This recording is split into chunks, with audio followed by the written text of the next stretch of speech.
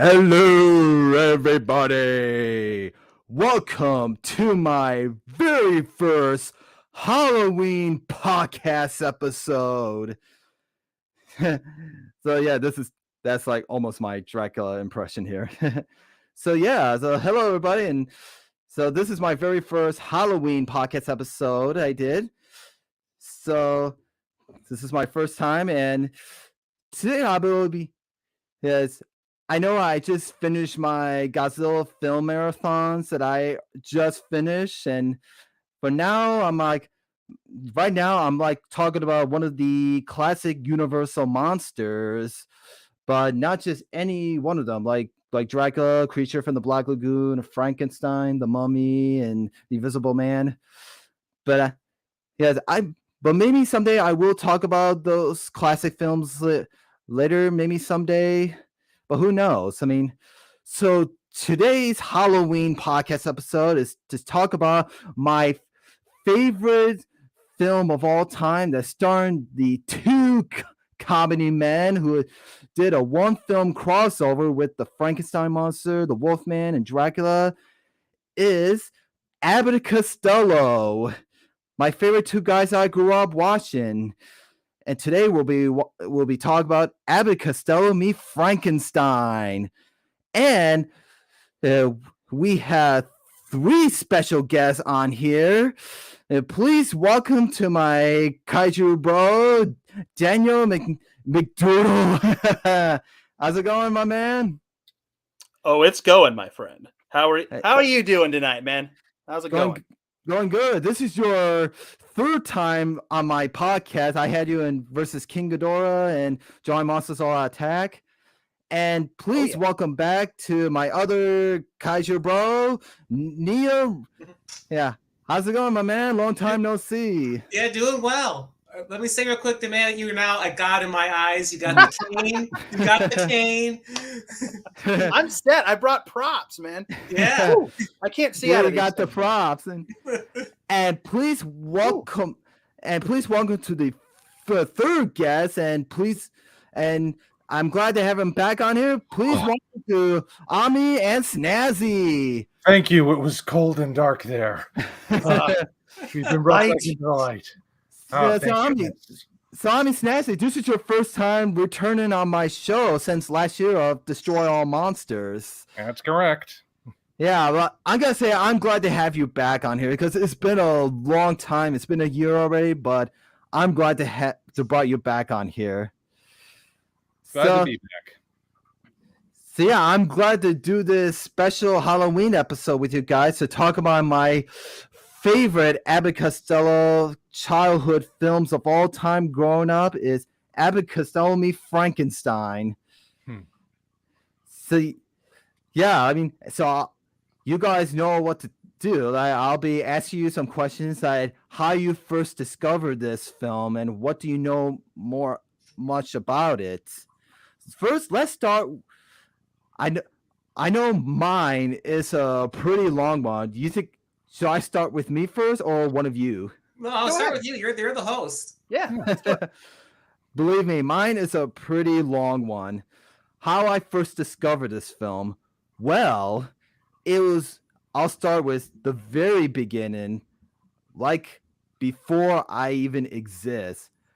I'll tell you the beginning. I mean, long ago, my father is like when he was almost like my age, but I'll tell you how he first discovered this film. Back then, when my dad was young, I mean, how he first discovered this film. I mean, that my grandmother introduced him to Abbott and Costello, but the one film he first discovered before he discovered the other classic films that they did is Abbott and Costello meet Frankenstein. My dad watched it on the cable television. I don't know if they have cable back then. I mean, I think it's just through the channels. I mean, but yeah, my grandmother introduced my dad to Abbott and Costello meet Frankenstein, and I remember what my dad said. He told me that it's usually on around Halloween, and he yeah, I remember that he told me that like back then there weren't that much VHS tapes back then. I mean, he only watched it on the channels on his TV, and then I remember back then he told me that he had a TV Guide magazine that do you remember one of those TV guides back then when they have the times of the channels? I mean, and he would go through the TV Guide magazine and he saw Alyssa, it says Abbott Costello Meet Frankenstein. It says channel at 9 o'clock or 3 o'clock. I mean, and I remember, I'll never get what my dad said. That when he saw when he checked the time, it's exactly that time. And he was like, oh my gosh, I got to watch this film right away. Yeah, I mean, those were the days. Yeah. Yep, that's what he told me. And yeah, he would just, turn on the TV right away. He just sits down and watch it right away. I mean, with my uncle and my aunt, and then after I was born, I mean, I remember that I think I was like 3, 4, or 5 years. I think I was 4 or 5. I have a hard time remember, but I remember that my dad got the VHS tape. I mean, I think it's the cover that you have, Daniel. This one? Yes, that one. That is the exact same VHS cover tape that my dad used to have. Yep. That's cool. The next Vanna White there, Daniel DiManna. Vanna DiManna. That has a nice ring. Yeah, that is the exact same VHS cover that my dad used to have back then. And I mean, sadly, I don't have that VHS tape anymore. But now I have the Blu-ray collection. That's a great Blu-ray collection too. That is an outstanding collection. Yeah, I love this Blu-ray collection, and all thanks to Shout Factory. Shout Factory is awesome. They've taken actually pretty darn good care of a lot of Universal's catalog. They put out quite a few of their lesser known monster and horror films, and the Abbott and Costello set is outstanding. They're great. They're great. Not just for the monster people, but if you're into Abbott and Costello, it's a good set to have. Yeah, and so what was I? Oh yeah, so my dad had that VHS tape, and sometimes he would just put it on sometimes around Halloween. I mean, not just Halloween, but some other times. I mean, I remember when he put it on. I mean, I remember when I sat on this big comfy couch. I mean, it was like a single couch. I remember I just sat through just only the beginning of the film, because I remember that one scene of Lon Chaney changing into the Wolfman. I mean, this film, that was like before I discovered the Universal monsters of the ones that before they met Abbott Costello. I mean, so this film is the only film I know how I first discovered these classic monster characters. Yeah, and so yeah, I mean, and then I wasn't not into Abbott Costello that time when I was my age, but a few years later, I think I was like 7 or 8. I mean, that I thought I want to watch this film that my dad used to put on. So I grabbed the VHS tape and I just put it in my room to watch the whole film. And then after that, I started watching more and more. And that film is what got me into Abbott Costello. And this was my very first Abbott Costello film I ever watched from my childhood. It's a good one to start with. It's how a lot of people first discover them, especially. It's funny. A lot of people who had no idea who they were discover their comedy and kind of fall in love with it with this film, because if they're into monsters, they'll eventually get to this. And the same thing with the monsters. A lot of people, kids especially, start with this film with the classic monsters because it's one of the most accessible of the bunch. Well, yeah, that's how we started. Yep. Oh yeah. Yep. Yeah, and so that's my story so far and I want to thank my dad for got me into the Abbott Costello fan community. And Dad, if you are watching this, I want to thank you so much. So that's my story of how I'm into this film. And so Daniel, let's start with you because you are the Universal monster fan. I'm super into this stuff. Yeah. Oddly enough, Abbott and Costello Meet Frankenstein is a film I didn't see it when I was really young. I saw it as a child. I saw it as a teenager, years later. And it was one of the latter Universal monster films I saw. I actually didn't start with this one. It was definitely my first Abbott and Costello film, for sure. But it was not my first monster film. When I really started to get into these films, we're all like, I think just on a genetic level at this point, everyone is kind of aware on the periphery, at least, of these characters. They're that much a part of the zeitgeist. They're that much a part of the collective human consciousness at this point. But when I decided to start watching the movies, I wanted to go back to the beginning.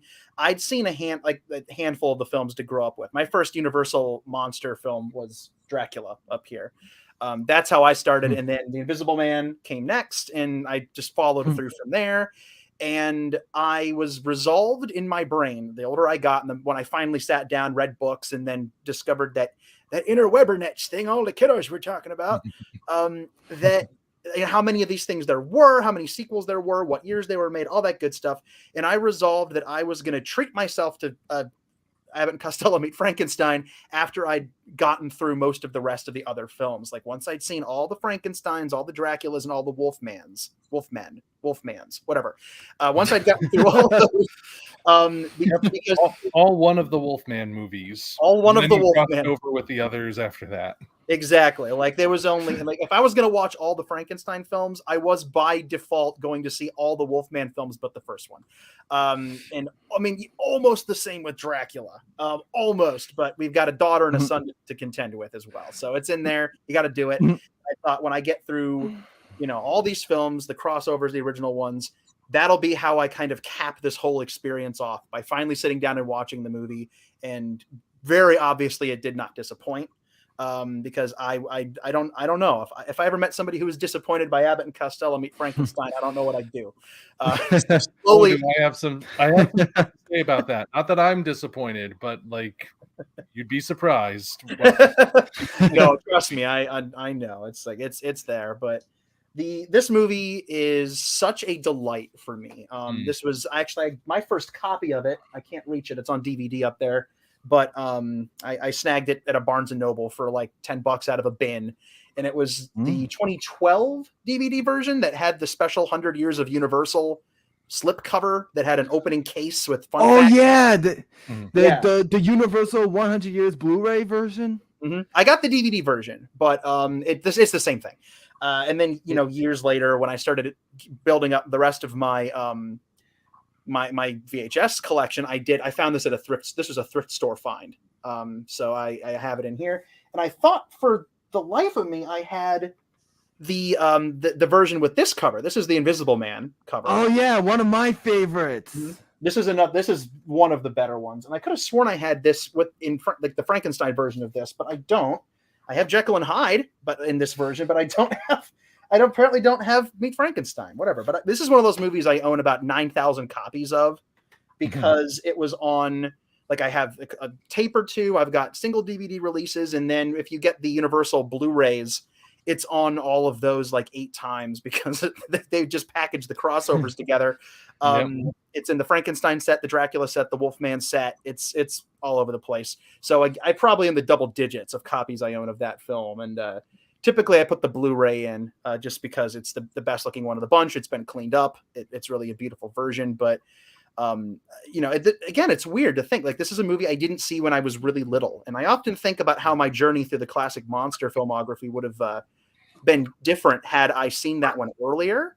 But either way, I'm just happy to have seen it when I did. And it has never not been a delight of a film to watch. I love Yeah. it so much. Yeah, same here. I love it so much. I just watched it like a week ago, and Mhm. whenever time I watch this film, it always takes me back to the first time that I watched it, and not just the first time, but when I started watching it more and more back then when I was a kid. And this film always takes me back to my childhood memories. It's very Scooby-Doo, you know, like it taps into those vibes. We'll get into more of that as we talk. Yeah. Scooby-Doo is like it. Yeah, exactly. I mean, what came first? And not just this film as one of Yeah. my, and not just this film is my favorite, but still, Me Frankenstein is still my favorite one. But there are other favorite Abbott and Costello horror comedies that are my favorite, like Meet the Killer, Boris Karloff, Meet the Invisible Man, and Hold That Ghost, and Hold That Ghost. yeah, those are one of my favorites. And my one of my least favorites are Meet Dr. Jekyll, Mr. Hyde, and Meet the Mummy. How dare you, sir? I mean, I don't want to say my least, but I'm just teasing. I know. They're okay. I had them in my hand and I couldn't The Mummy one, they were kind of on autopilot by that point. Oh, for sure. Yeah. I still love it. I think it's great, but it's a little tired by this point. The bits had been, and not just the monster stuff, but like Abbott and Costello wise, the bits, the old school burlesque bits that they did, it was just like, you know, it had been done to death at that point. It's, if you love what they do, it still does the job, but they're a little, this one's a little running on fumes. As good as it is, and this was the last film that they did for Universal in general. Like this was kind of that was their last Universal film, but we'll get to their other horror classic films later. I mean, so thank you so much, Daniel, for sharing your memories, how you discovered this film. And next we have two people left who are, let's start with Amin and Snazzy. So tell me how you first discovered this. Well, it was part of my exposure to classic films as a whole. My parents, when they were raising me as a little Omni child, they figured I should have a more classical intake of what was out there. And Abbott and Costello Meet Frankenstein, I think, was my full introduction at least, to both Abbott and Costello and the Universal monsters, because like Danny said, we all sort of have it practically written in our DNA at this point that we know Dracula, Frankenstein, and all the rest. But that was the first time I ever specifically remember seeing those characters, and of course seeing Bud and Lou. And from that moment on, I was hooked on both. And all these years later, I wound up writing a book that was inspired by the Universal monsters. So that would be Occult Mafia if you're listening and you haven't gotten it yet. But yeah, I mean, I wish it was more interesting than that, but that's how it was. That's a good story. That's really good, and good example of good parenting. Yeah, and what you said, I mean, it that this film, doesn't follow the timelines of the other Universal Monsters films, that like the timelines of their each films. I mean, because I don't know, that's what you said earlier. I mean, because Abbott and Costello Meet Frankenstein is a comedy, spin-off film. Oh, you're talking about whether or not it's actually in continuity with the other ones? Yeah. I like to think it is. I actually, I know of a book that is officially licensed by Universal, but it's out of print at this point, called The Return of the Wolfman. It picks up right where Abbott and Costello Meet Frankenstein leave off, with explaining how Talbot survived that fall, where he leaps on Dracula at the end. Spoiler alert, folks. Sorry. But like, yeah, it specifically references that movie, but it's sort of picking up where the Universal series left off from there, and also tying it in with the Creature movies and the monolith monsters of all things. Oh yeah, Creature from the Black Lagoon. Yeah. And Yeah, man, I this- love that film, and we should do a podcast episode about that someday. One day. Yeah. The book Return of the Wolfman, by the way, I have found a copy on Amazon, but it's being sold for like upwards of $400 and not selling for some reason. So Well, I mean, it's a miracle that ain't flying off the shelf. yeah. That's too bad. That's one I don't have in my It's a carton of eggs, so yeah, it's not that bad, you know. Yeah, I want to read it because apparently, like, it does tie stuff together. Like, Yeah. the Universal was already like a shared universe, we know that, but like, it connects more of the dots. Plus, you know, Wilbur and Chick are also featured in Horrified, the Universal Monsters board game. Mm-hmm. So, Oh, there's a board game of it? yeah, called Yeah. Horrified. Yeah. I own it. I have that game. I've never played it. Dude. It's very fun. Wow. Do you also have the cryptid version of that game? Not yet. I keep passing it at the store, and I need to have do both it. of them. I need to get it. Oh, I should, maybe I should look it online. You should. You It's should say that. Are you guys familiar with the Call of Cthulhu role-playing game? yeah.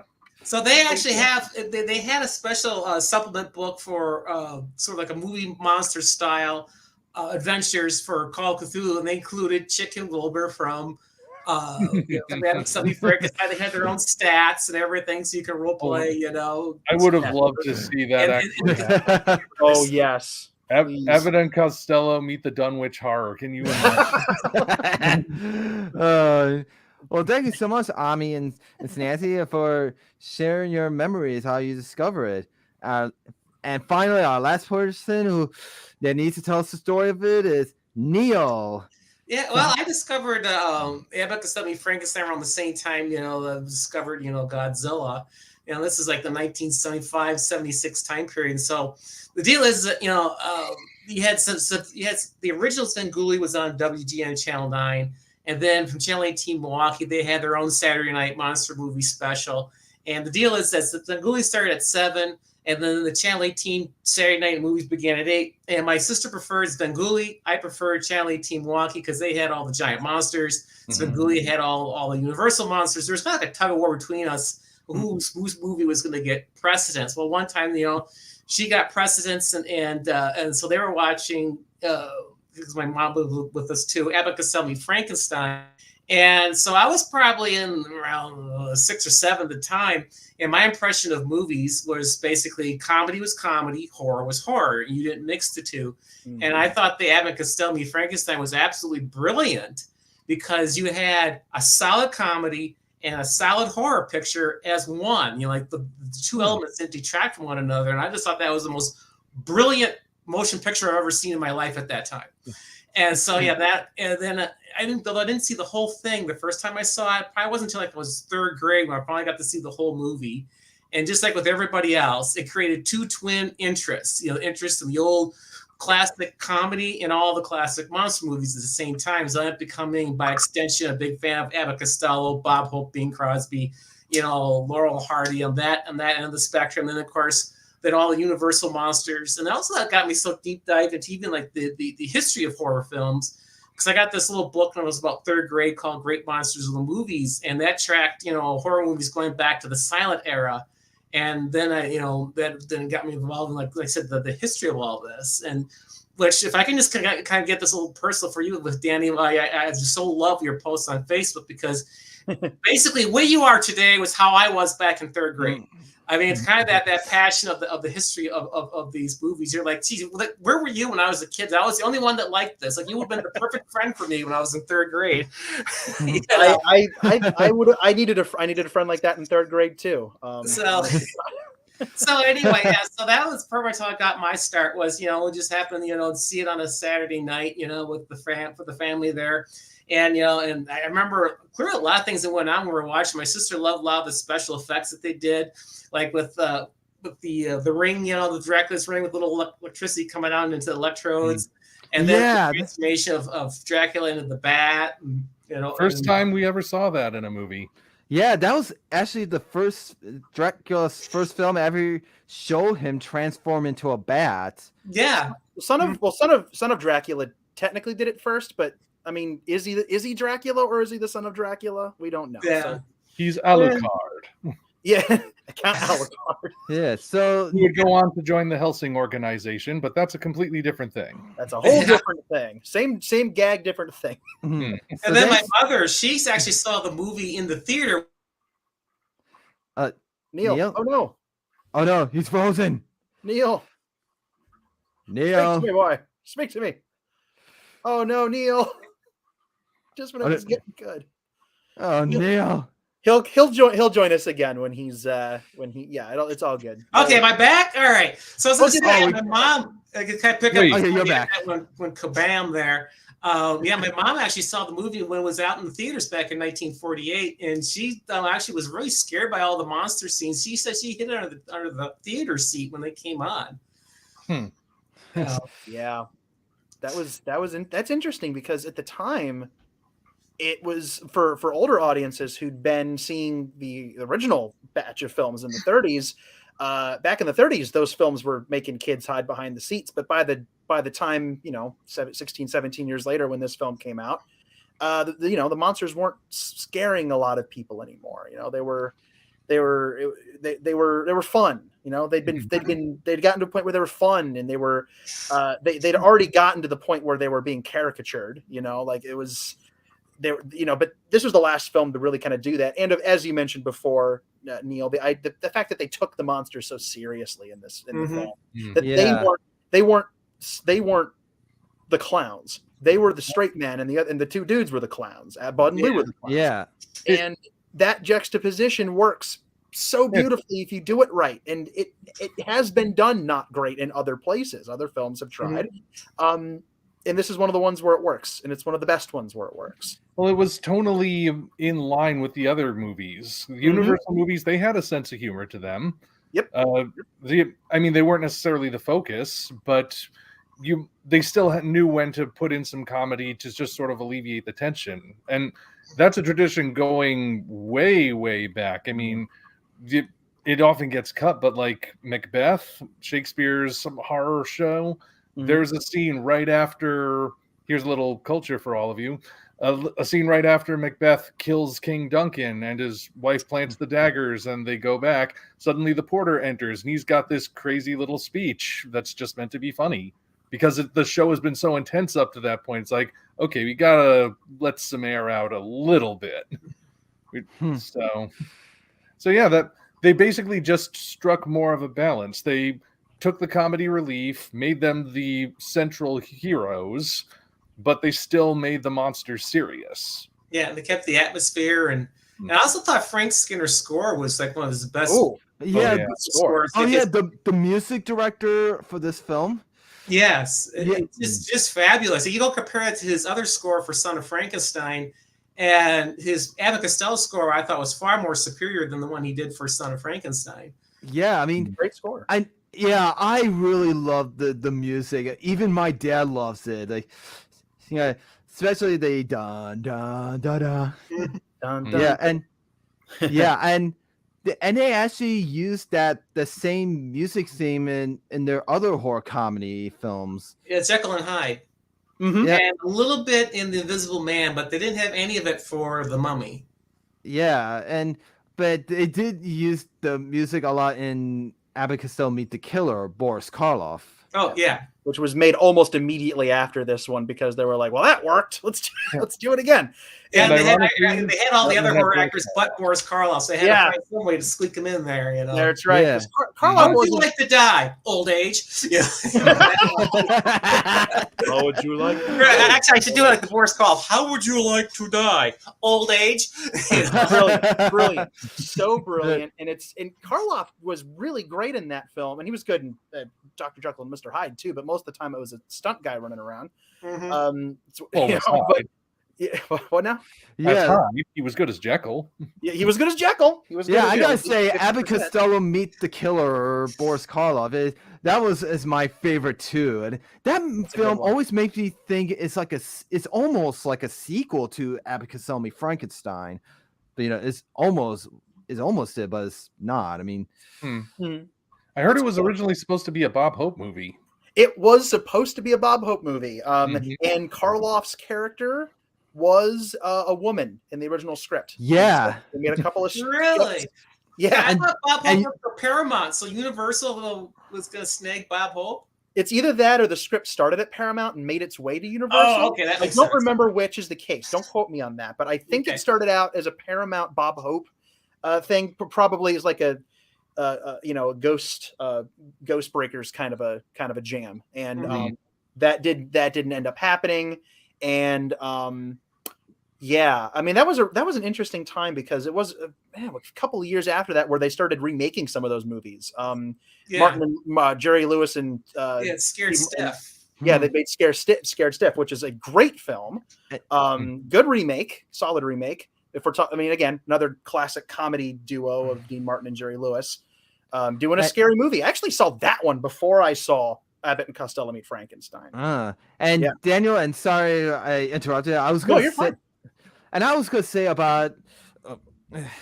I was going to say about Abbott Costello Meet the Killer Boris Karloff. I mean, this is like the first film that I first discovered Boris Karloff. Ooh. I mean, okay.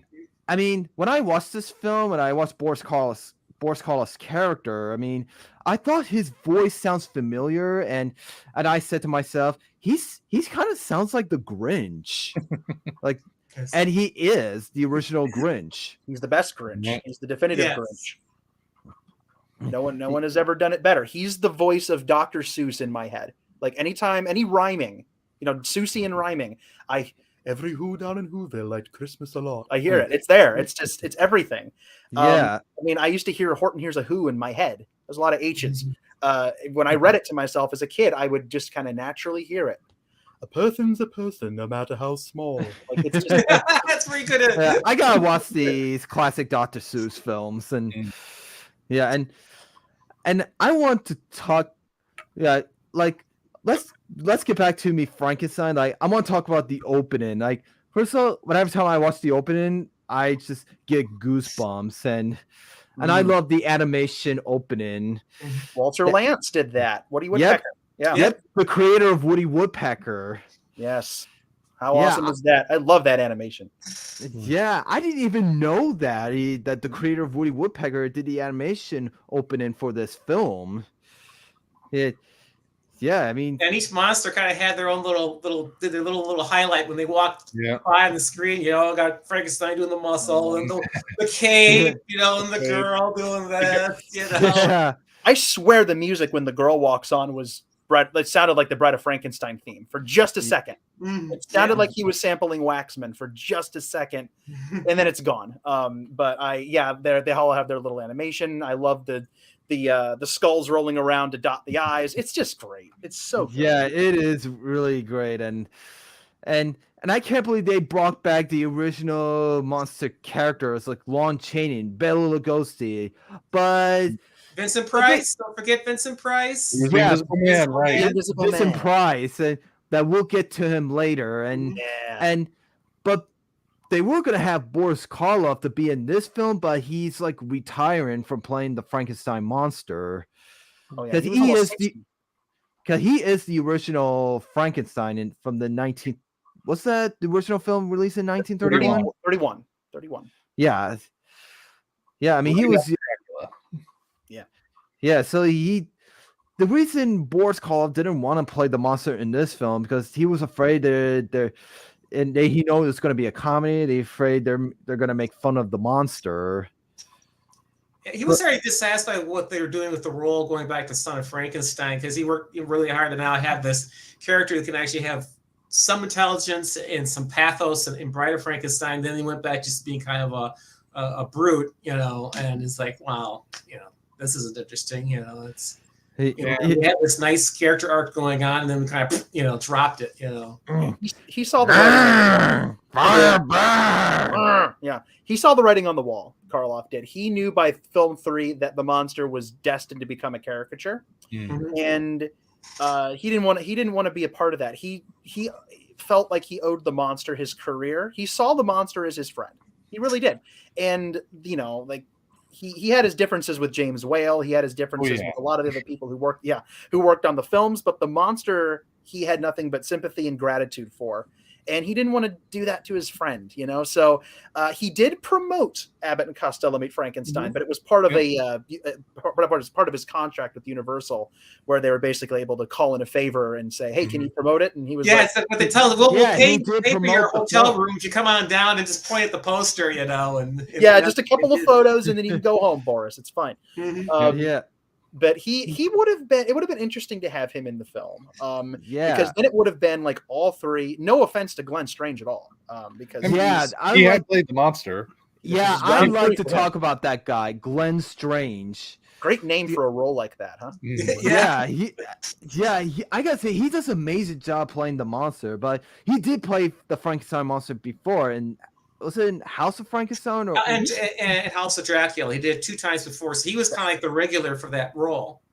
Jack Pierce used to tell. Well, Glenn told this story about how he was doing a gangster film and on the set of the Universal set, and Jack Pierce, who was like the makeup god there, like nobody messed around with Jack Pierce. He was way too respected. And he told Bob Burns this in a story because the two of them were really good friends. He said, Pierce would just stare at me for days on the set and I didn't know what was going on. And one day he came up to me and said, I'm going to pay you $20 to come back to my makeup room and just let me do something. I want to try something out. Yeah. And was like, what are you talking about? So he put a bag over his head, like blindfolded him, made him up for a few hours, pulled the bag off, gave him a mirror, and Glenn Strange looked at it and said, "You just turned me into Boris Karloff." Yeah, that's right. So and that's how he got the role. Yeah, so he does like so you said he does like the makeup or just put a plastic bag in his head in the makeup guy's apartment or house or.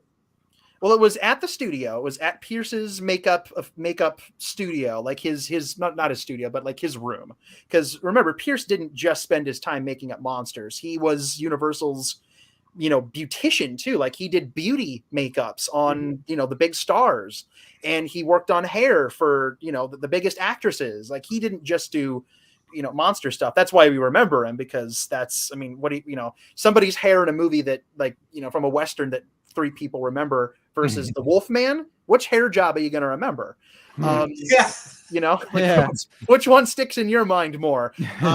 But he saw a quality in Glenn Strange's face that, bless him, Lugosi and Chaney in the previous 2 films, Meet the Wolfman and Ghost of Frankenstein. Ghost of Frankenstein. It was a quality that their faces didn't have. Chaney had a big full face. Lugosi was in his 60s, and again, his face was his chin. Like those faces didn't complement the Karloffian type makeup as much as Strange's face ultimately did, and therefore I think he slotted into the role a lot more naturally. Now he's still doing the Lugosi arms out thing, which was completely because they cut all his dialogue and he was supposed to be blind. That's a topic for another day. But but he's great in the film. He used to crack up on set a lot. There's some great behind the scenes footage of Glenn Strange just trying to keep a straight deadpan monster face and Lou's doing something stupid and he's going. Or they might bring in the other guy that they intentionally had on the set to just intentionally break all the scenes. Oh yeah. Yeah. Bobby Barber was his name. Yeah. He was like the clown and he just was around. And I gotta say that Glenn Strange, he does an amazing job playing the monster in this film. I mean, all I can see is like, I thought like, was his eyes like completely closed the whole time? It was like, in the whole movie, his eyes were like this. Like, I just got the heavy makeup they put up there, make him look droopy. Yeah, it's almost like he's sleep. Whenever time I see that, he's almost like he's sleepwalking when he does that. And I say Glenn Strange, I mean, he was also in some Abbott and Costello films. I mean, he was in this one film before this. I mean, he was in Wistful Widow Wagon Gap. Which is one I've actually not seen. I've not seen that. Same here. Really? Wow. The film is in here in the collection. There you go. It's one of those. I haven't worked my way through every film in there. I think he was only in this one scene in that film, Wagon Gap. And he was also in another Abbott Costello film. He plays a villain, a cowboy villain in Abbott Costello and Common Around the Mountain. Okay. Interesting. I haven't seen that one either. Oh, you have it? I have not. I'm telling you, there are a handful of Abbott and Costellos I still need to see. I love that film, Common Around the Mountain. When his character comes out, I thought he looks familiar. And I said, that's Frankenstein. How I could tell? Because the way he looks and his chin and his... Yeah, that's how I thought he looks. And he also did the Colgate Comedy Hour episode with the creature from the Black Lagoon. I thought that was Lon Chaney Jr. Never mind. That was Lon. Yeah. Glenn did one other thing with them. Daniel. I don't remember what it was. Rats. Oh, sorry to interrupt you, Daniel. I mean, I'm glad you brought up that you haven't seen that movie, Common Around the Mountain, right? Mm-hmm. You should watch that film. It's a good one. Is Abbott Costello's in the little country village, or like a cowboy style, the western, and also it has the actress who played the Wicked Witch of the West from Wizard of Oz. Margaret Hamilton. Yep, she also plays a witch in that film. Well, that was like her calling in life. She's cinema's greatest witch. I mean, why not have her do it again? She was just in a movie I was watching yesterday. Sven Gulli was showing The Night Strangler, and she has a brief scene in The Night Strangler. Yeah. Mm-hmm. Yeah. But anyway, back to Frankenstein, and you were saying, Daniel? Oh, just about the monster, like Glenn Strange. He's cool. Yeah. He did a good job. The makeup works, and the makeup looks almost identical, but it's not the same makeup either. Is a completely different guy. By this time, Universal had unceremoniously kicked Jack Pierce out of the studio because he was never on a contract. He was salaried from way back in the day. And so on a technicality, when the corporate, the corporate overlords took over and Universal International emerged from the ashes, they looked at Jack Pierce and said, you take too long and you're an old cantankerous curmudgeon and you're bye. See you later. Bud Westmore does it better, faster, and cheaper. They just fired him. They fired him. They kicked him out. And he ended up gluing, like his one of his last gigs was he was responsible for the Mr. Ed lip sync. He would glue the monofilament to Mr. Ed's lip to make him talk. So that was, you ever wondered what Jack Pierce was doing after the monster? He was gluing strings to horses. There you go. But Bud Westmore's, like, for all the, as sad as it was with Pierce leaving, Westmore's technique was so much quicker. He had the foam appliance thing. Mm-hmm. Glenn Strange's makeup had been done in the previous two films the same way Karloff's had been, where it was just built up. Layer after layer, layers of all this cotton and collodion and nasty stuff. Yeah. The rubber headpiece for Glenn Strange was, you pop it on, you fill in the seam, you paint it, and it's done. Yeah, and I gotta say that the head cap that they put on Glenn Strange, I mean, whatever time he's on set, I mean, whatever time they tried to take the makeup off after film wraps up, I mean, when they took that head off, a bunch of water just spread all over his face. That was his sweat. He just pooled in there, Nakajima style. Yeah, did you guys ever see like any of the like behind the scenes when Bob Burns actually showed he had one of those sample headpieces from Glenn Strange that were used? It was interesting. You can see from the original headpiece that there was this cut right along the top of the head there where he would flop back and then he would insert the brain and then it was all clamped down. Of course, you couldn't see it in the finished product because they had the wig in there and the makeup, but otherwise, the original skull piece there, they had the clamps and the slit in the top of the head where they inserted the brain. It's a great detail. I'm glad they carried that over, even though you don't see a lot of it. You see it the most in Bride of Frankenstein because most of his hair's burned off. Yeah. Pierce was able to say, "Hey, look at this thing I hid in the first movie that you couldn't see." Yeah.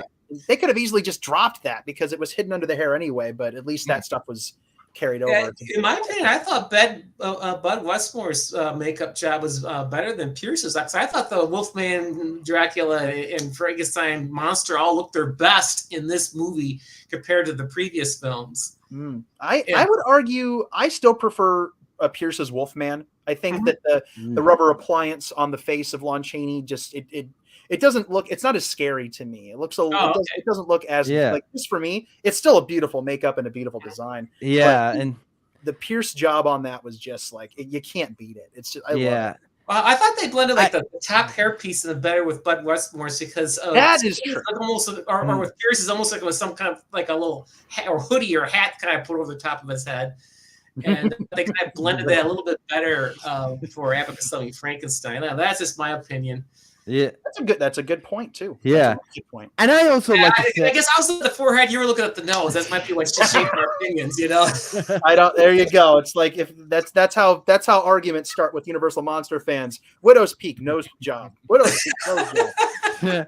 And I'm not going to argue with you because you got the cane. You can start doing the Claude Rains thing with me, you know. Yeah, it was foggy and dark, and you're just defending yourself. I'm sorry, Sir God.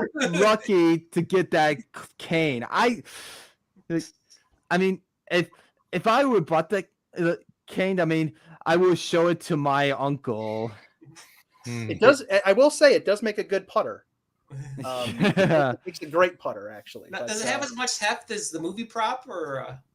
This one is heftier because there were two made for the film, and the one that survives is rubber, and it was the stunt head, so that you could beat them up and it wouldn't hurt. This one's actually made out of it's not made out of silver. I could not kill a real Wolfman with this, but it's made out of something. I don't know. This is the Factory Entertainment replica that was created a few years ago with references from the surviving Bob Burns headpiece.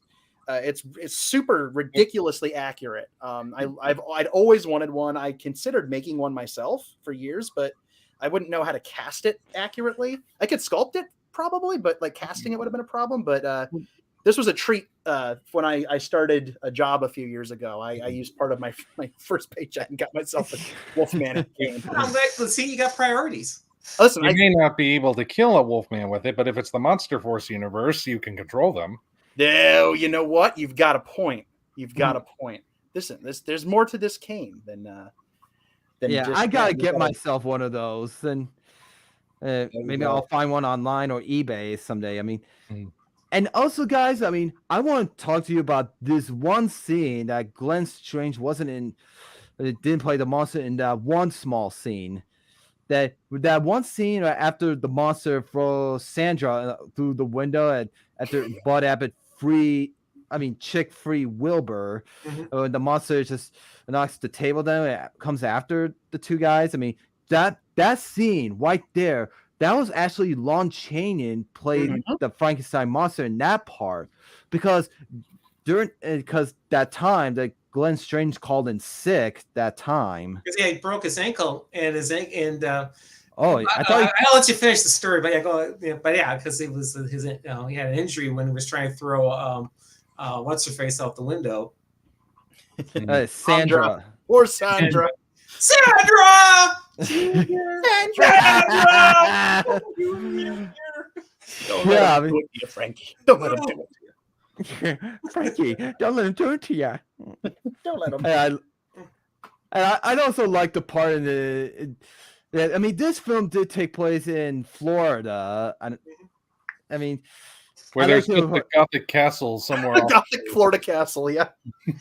Yeah, and I was the part when they're when Chicken Wilbur or at this when they first appeared, the telephone rings and Buzz Chick was like, answer the phone. It's like, answer the bell. Answer the phone. It's like, which one you want me to answer first? So both of them. And he picks up the phone. That chick wants Wilbur to answer both at the service and the phone at the same time. So Wilbur just picks up the phone and saying, "Hold the line, please. Thank you." And he just perfect goes to timing. the service. But he just answered and it just hangs up right away. I like when he barks into the phone. Like that's a classic. Yeah. So their timing was so perfect. Those guys. Well, that scene, I like the union joke. You know, I'm a union man. I only work 16 hours a day. A union man only works 8 hours. I belong to two unions. Get down to my place. I love classic. I mean, the easily the best line of the film, at least for me, is soon the moon will rise. I'll turn into a wolf. Yeah, you with the other guys. Like, that's beautiful. Yeah. But The one that I recently quoted this to someone, and I had to fess up and tell them, like, no, I totally stole this from people funnier than me. Was the line where they're bickering about the last dates that they went on, and they're like, did you see the woman I went out with? Yes, I did. Yours had teeth. Did you see that tooth? Yes, I happened to see it. And he says that she had so much bridge work. I had to pay a toll. I had to pay a toll. Brilliant! It's so bad. I love it. Oh man, what a great joke! What a great! It kills me every time. Every time I hear it. Or of course, there's Sandra. How can you look me in the face and say that? How can you look him in the face? Period. Have you looked in the mirror lately? Why would I want to hurt my own feelings? Yeah, like, this movie is so ridiculously quotable. I remember every line. I was like, say, yeah, Sandra, or you are Joan. Hey, you, and that one scene where they're at the castle, they say that they agree to which date to take. I says, yeah, hey, thanks, Jake. You can take Mary. I was like, what? I mean, that's the line I remember so far. But one of my favorite, so good. The one scene when Talbot was looking for the two guys at the masquerade ball, and he asked that one guy, saying, "Excuse me, have you seen Chick Young and Wilbur Gray?" And the guy's like, "Seen them? I don't even know them." Yeah, he just and that guy who said that line, he was in a few Abbott Costello films. I think his name is Bud Westmore. I think I don't remember. Bud Westmore's the makeup guy. I'm trying to remember. I don't know, but I don't remember who was this guy, because I know there were a bunch of guys who were regulars in their movies. Yeah, a lot of people behind the scenes transferred over. Charles Barton, the director, made a couple of different Abbott Costello. I almost said Frankenstein films. No, he made Abbott and Costello films.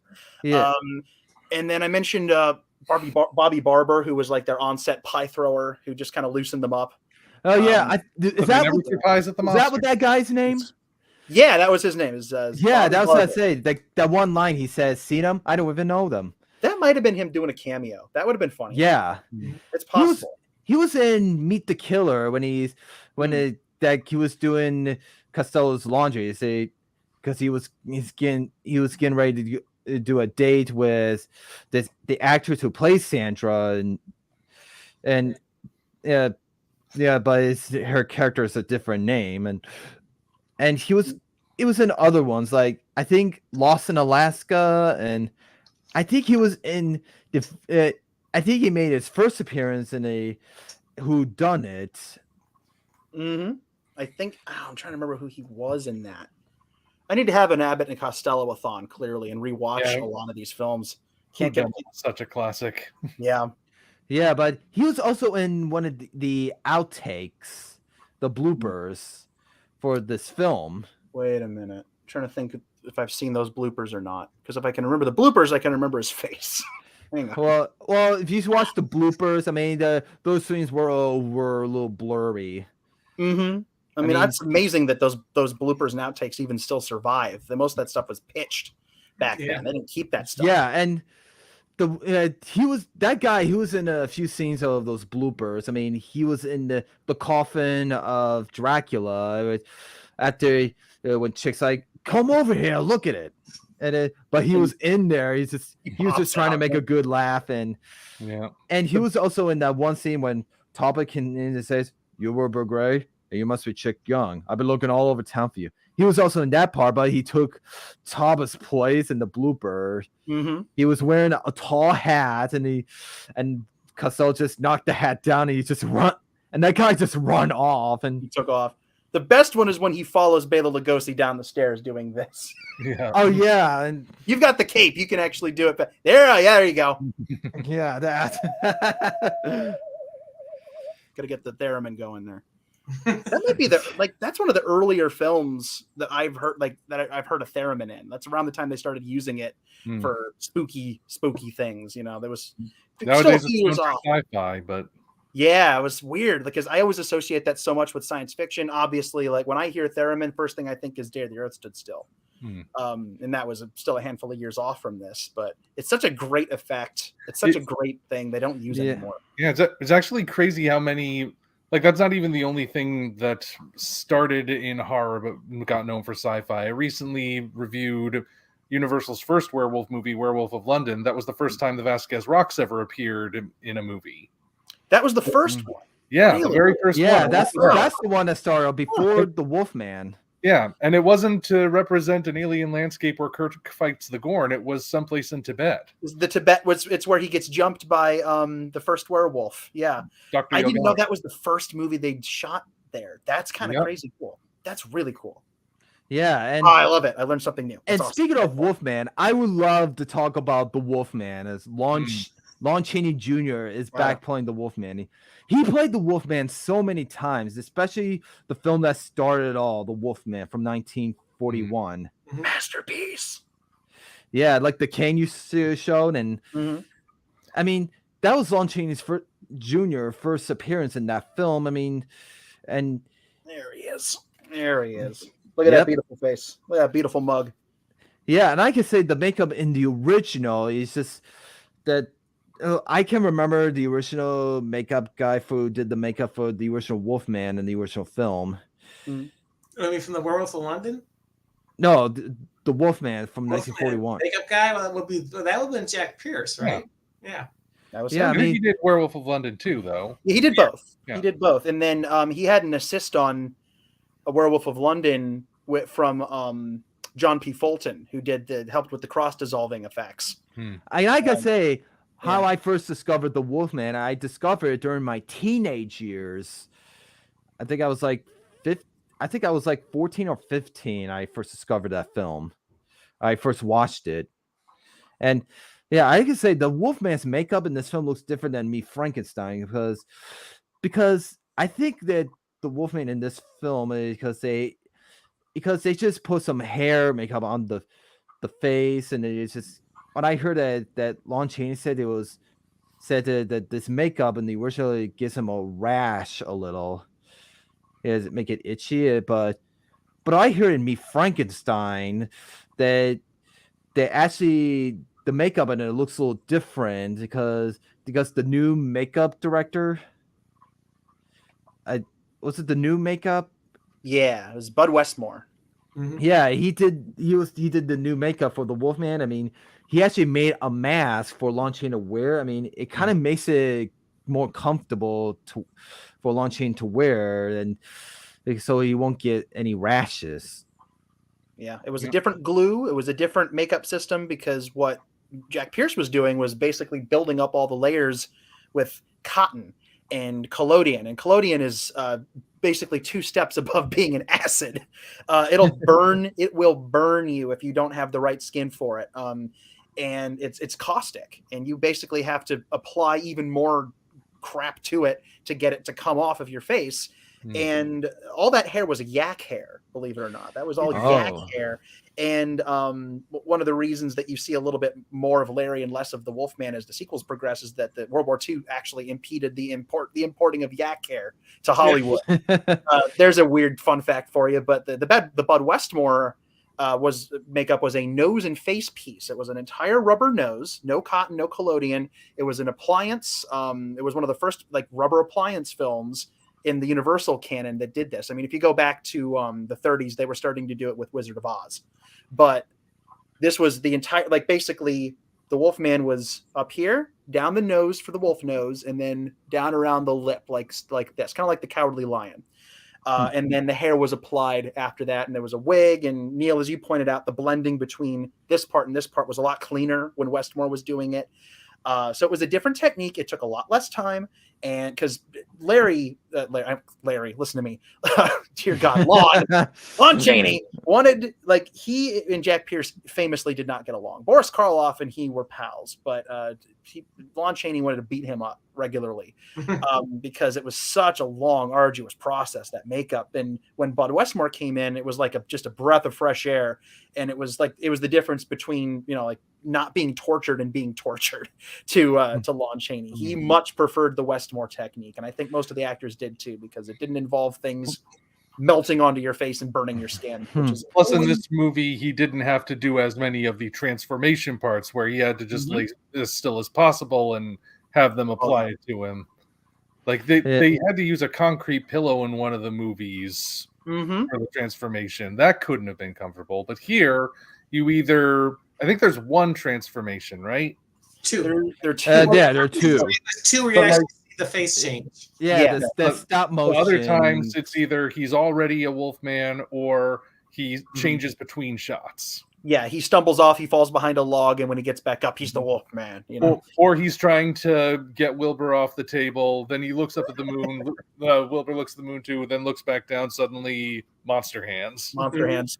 Yeah, and which is a great shot in the movie. yeah, I That's gotta say Oh that. yeah, oh yeah. Well, you look out the window for, is there someone else coming after me? And he looks Yeah. down, he sees the monster hands, you know. And then it pans up. To the Why do you say that? Yeah, I Famous gotta say, last words, bud. well, that one scene that when he was changing into the Wolfman, it was under a log. I mean, it's like it kind of looks like to me when I was a kid. It makes me think it looks like he's trapped underneath a log. Yeah, I think he just fell back there. He was just laying there. He's like, "Oh dear God, the moon is gonna do this horrible thing," and then he gets back up from there, and then he does get stuck in the bushes though, and then So- he Yeah. gets Here's something I'm going to throw out there. What do you guys think of the idea that Abbott and Costello Meet Frankenstein essentially made the Wolfman into the Incredible Hulk before the Incredible Hulk? You know what? It's not inaccurate. You know, he's the wandering guy who can transform into a monster. He's actually trying to stop other people worse than him. Mhm. He's persecuted. He wants to do good. I mean, I know that Stan Lee never actually said that the Wolfman was one of the inspirations. He always cited Frankenstein and Jekyll and Hyde, but Yeah. I have to think this movie must have had some kind of impact on there too. I got a good point. You know, In the early so in the early comics, one of the recurring Hulk villains was General Talbot. Like you can't like. There's no way. Yeah. There's no way Stan Lee didn't make a secret out of that stuff. He was like, Yeah, the Hulk was very clearly inspired by he loved Yeah. the monsters. He was Yeah, into it. So he had to be a wolf. and I want to tell you guys, like I didn't mention this or how I first discovered when I was watching that film. I mean, as a kid, I mean, it was when I was 4. I mean, I sat on the couch when my dad put it in the tape. I mean, I just sat on this single couch, like this. I don't know what the couch they call. They had the feet stand. I was just laying there when the Wolfman transformation comes out when he's collapsed on that chair, and then when Wilbur's on the phone, it's like, Mr. McDoodle, will you stop gargling your throat? When the transformation comes out, I just kept staring at the scene. I just sat still and just watched it when I'm sitting on that couch as a kid, and it doesn't scare me at all.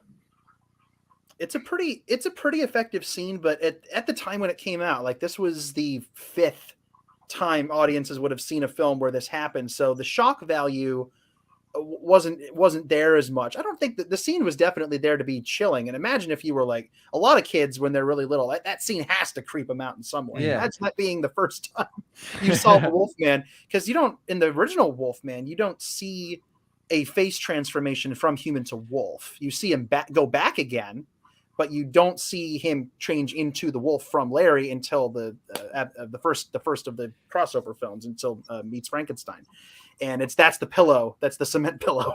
Yeah, but they did the feet in the first movie. They did the feet, and then you see his hands, and obviously at the very end you see his face transform back into Larry when he dies. But after that, I think the best face transformation is probably in House of Frankenstein, where he's just looking straight on, and it's like, oh, there he goes. Yeah, but his first face transformation of the face close-up was Frankenstein meets the Wolfman when he's in the nursing home. Yep, and he's laying in the very comfortable cement pillow. That's a creepy scene, and it's at an angle too. It's at a very strange angle where he's looking at the moon. Almost at the sun.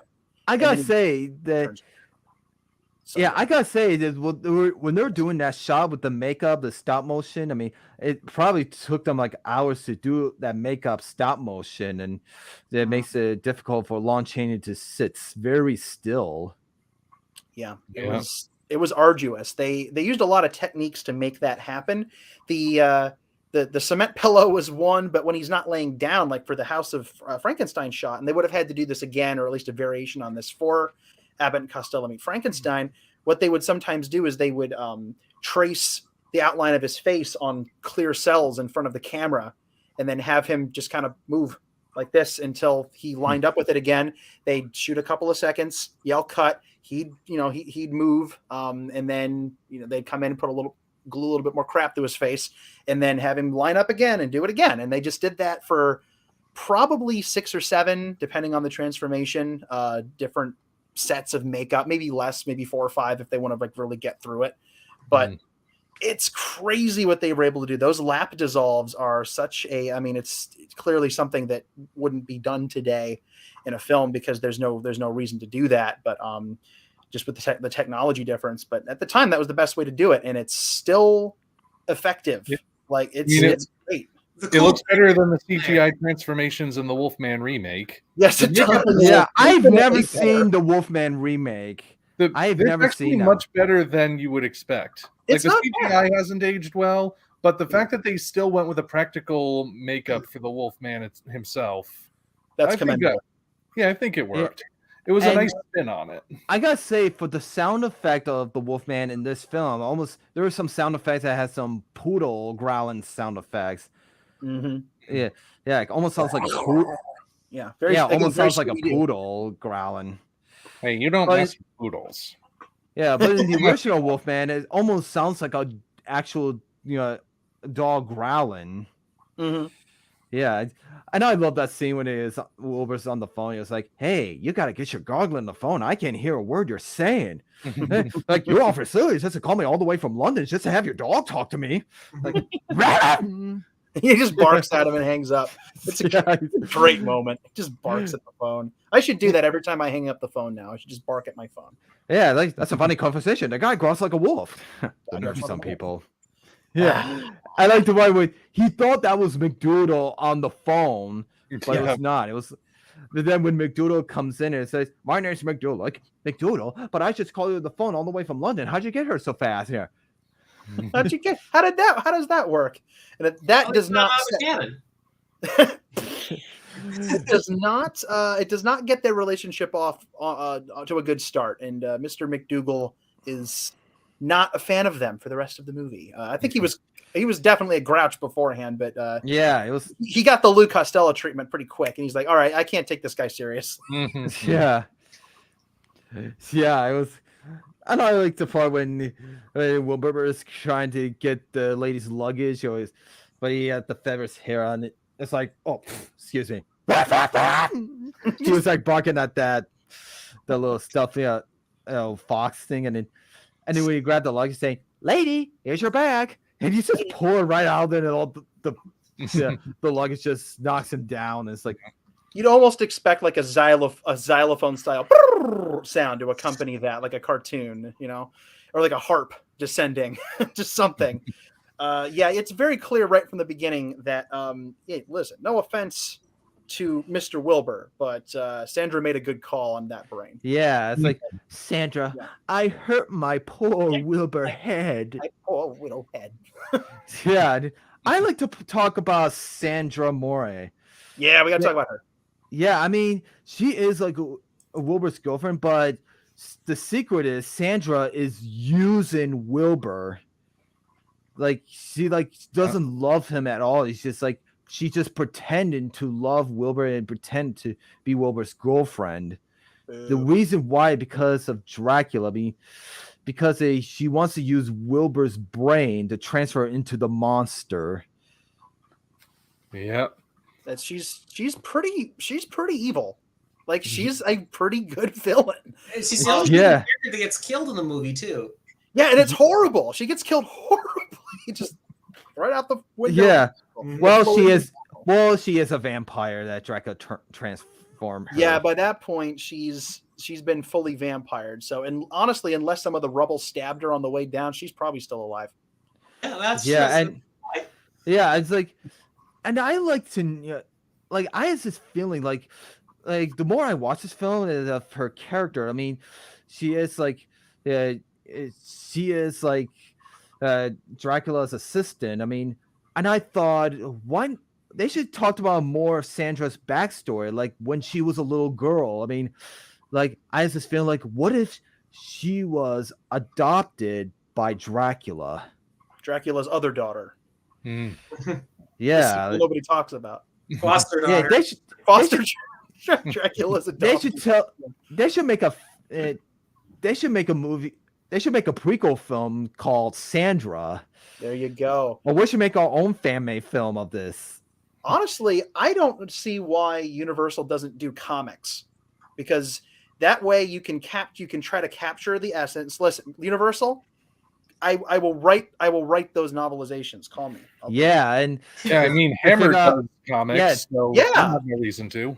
It's a really good point, actually. It's a really good point. They totally could do it. And they could do that obscure stuff. Like, here's how Sandra met Dracula. When Sandra met Dracula, you know? yeah, and how Sandra met Wilbur. We'll get Meg Ryan to play her. It'll be great. It'll be outstanding. Yeah, and so yeah, she was evil, and then I like to talk about the one scene that when she was alone with Dracula in the bedroom scene. I mean, when there were a conversation. I mean, that Dracula hypnotized Sandra, and then she began to suck the blood and turn her into a vampire. For that scene, if you look carefully at the mirror, when he was sucking the blood, there was a mirror behind them, and if you look carefully, you could actually see the reflection of Bela Lugosi. Oops. Yeah, that's a little bit of boo-boo. Because in the original Dracula, because vampires, you don't see vampires' reflection, but in this film, you get. I was gonna say, even in House of Dracula, which came out a couple of years before Abbott Costello Frankenstein, like 3 years prior, they still remembered, that part of the lore, because John Carradine was, walking past the mirror and his reflection couldn't be seen. So it's like, somewhere they kind of forgot about that. Edelman loses his reflection too in House of Dracula as he's infected by Dracula's blood. I have a theory. This is my headcanon theory. The lore behind why Dracula and vampires cannot be seen in mirrors is because antique mirrors were used a silver lining in the back behind the glass, and silver was a holy metal, right? Mm-hmm. So it had nothing to do with the glass. It had everything to do with the fact that there was silver used in the creation of the mirror, and therefore, with it being a sacred, holy substance, you couldn't, like, the reflection. It's the same thing as the crucifix. You couldn't get a reflection. Maybe it was just a mirror with no silver behind it. There you go. That is brilliant. Yeah. I never thought of that. Good man. You that's something that the fanboys out there like to point out, to pick on the movie about, you can see his reflection. Well, I guess they didn't think that through. All you have to do is know weird, obscure fun facts about mirror construction. Because so now, that doesn't explain. That still leaves us with the Shadow of the Vampire to complain about. That's true. You know that one, right? The one about the making of Nosferatu, where Max Schreck actually is a vampire. Never heard of it. Yep. There it is. There's a shot towards the end where, like, they're filming the finale. There is a shot where we specifically see that Schreck is casting no reflection. Then, as soon as they cut to the next shot, you can see as he's pacing around that he's reflecting in the mirror. I mean, it's a minor thing, but you need darn it, Willem Dafoe. And that's great. And one of my favorite lines from Dracula when they found the monster outside the castle cave, and Dracula has conversation with Sandra. I love this line that Dracula says, "I don't want to miss Frankenstein's mistake and invite a vicious, unmanageable brute." An unmanageable brute. That's my dad's favorite line too, and you gotta wonder what exactly was Dracula's plan. He wanted the monster for a reason, and it was bad enough that Talbot was willing to risk exposing himself again to stop it, but we never find out what it was. Yeah, Talbot is to rule the world. Perhaps he had world domination on his mind. I don't know. It's a good question. It's a good question because. Well, fan theories. Here's the thing. Here it says we're doing fan theories here because he's gonna be vulnerable in the daylight hours, so he's gonna need someone to protect him during the daylight hours wherever he has his coffin set. So next time Edward Van Sloan shows up, Glenn Strange will come out and clock him. He needs it. So this is all an elaborate scheme to get the strongest bodyguard in the world. He wants the monster to protect them. Well, I mean, look how often vampires in the movies. That's when they get nailed. Is Vampires Dracula's are. curse. And Lycans are unruly. We know that from the Underworld films. This is true. You can't trust the werewolves, and the mummy wasn't returning his calls, so he had to do brain surgery on the Frankenstein monster to basically have I suppose they with haven't found the kill me yet. Igor. I mean, Igor was able to make good use out of the monsters. They figured, well, hey, so Frankenstein had a resume of being a good servant through Igor, and It's a good point. And if this is weird to think about, if you count Abbott and Costello Meet Frankenstein as part of the continuity, then technically in this film, Igor's brain is still in that monster. that's right. So, Well, of course, he had that big old beam him in the head, and the house was burnt down, so maybe it's Yeah. not as well as it used to. But it's still a homicidal maniac, because it's basically just recreated the experiment by accident. Whoops. Yeah. We messed up 2 brains. Yeah. yeah. Aren't you tired of this happening to you? There's Yeah. got to be a better way. That's what this is. It's If like, only they'd had the brain of Hans Delbruck. if only they'd had the brain of Hans Delbruck and not Abby Normal. Exactly. That would have been Yeah. after 5 p.m. slip brains through slotted door. Everybody Yeah, out there, if you've never seen Young Frankenstein, dear God, go watch Young Frankenstein. I love Young Frankenstein. I mean, It's great. It's That's the other Frankenstein. greatest horror comedy. You're right. the best. if The you best. know, if you know, I it's got a not. lot. If you know that's not a Universal movie, but it's made by Mhm. 20th Century Fox, well, let's hope that Disney Plus will release it on. Oh my gosh, Disney owns this movie now. Yeah. Oh no, there's a connection. Wow. Well, it's not a Universal movie, but it does reference the Universal movies. It might as Not well with be. the lab equipment. It uses the same equipment. It could be a Universal film. They actually say in the scene where they introduce Inspector Kemp, like this, we've gone through this like 5 times before, You still have nightmares from 5 times before. Yeah. Yeah, it's Yeah, like, we're not new to this. Like it's we've got our torches ready to go at this point. And It's and so I good. and A there, rat, an ugly thing. yeah, and I can say It's that. just about times it to be had fun.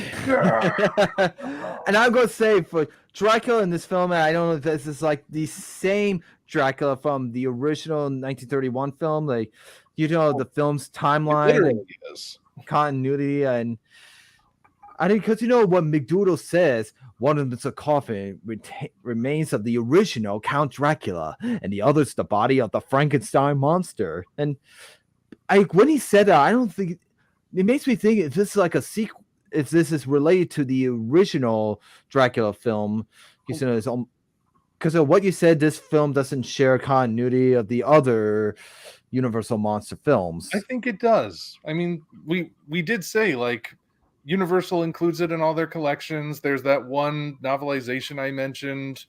And there's the fact that this is the only other time Bela Lugosi played Dracula. That's true. So We do still need to talk about him. We need to talk about Dracula. We haven't talked about Dracula yet.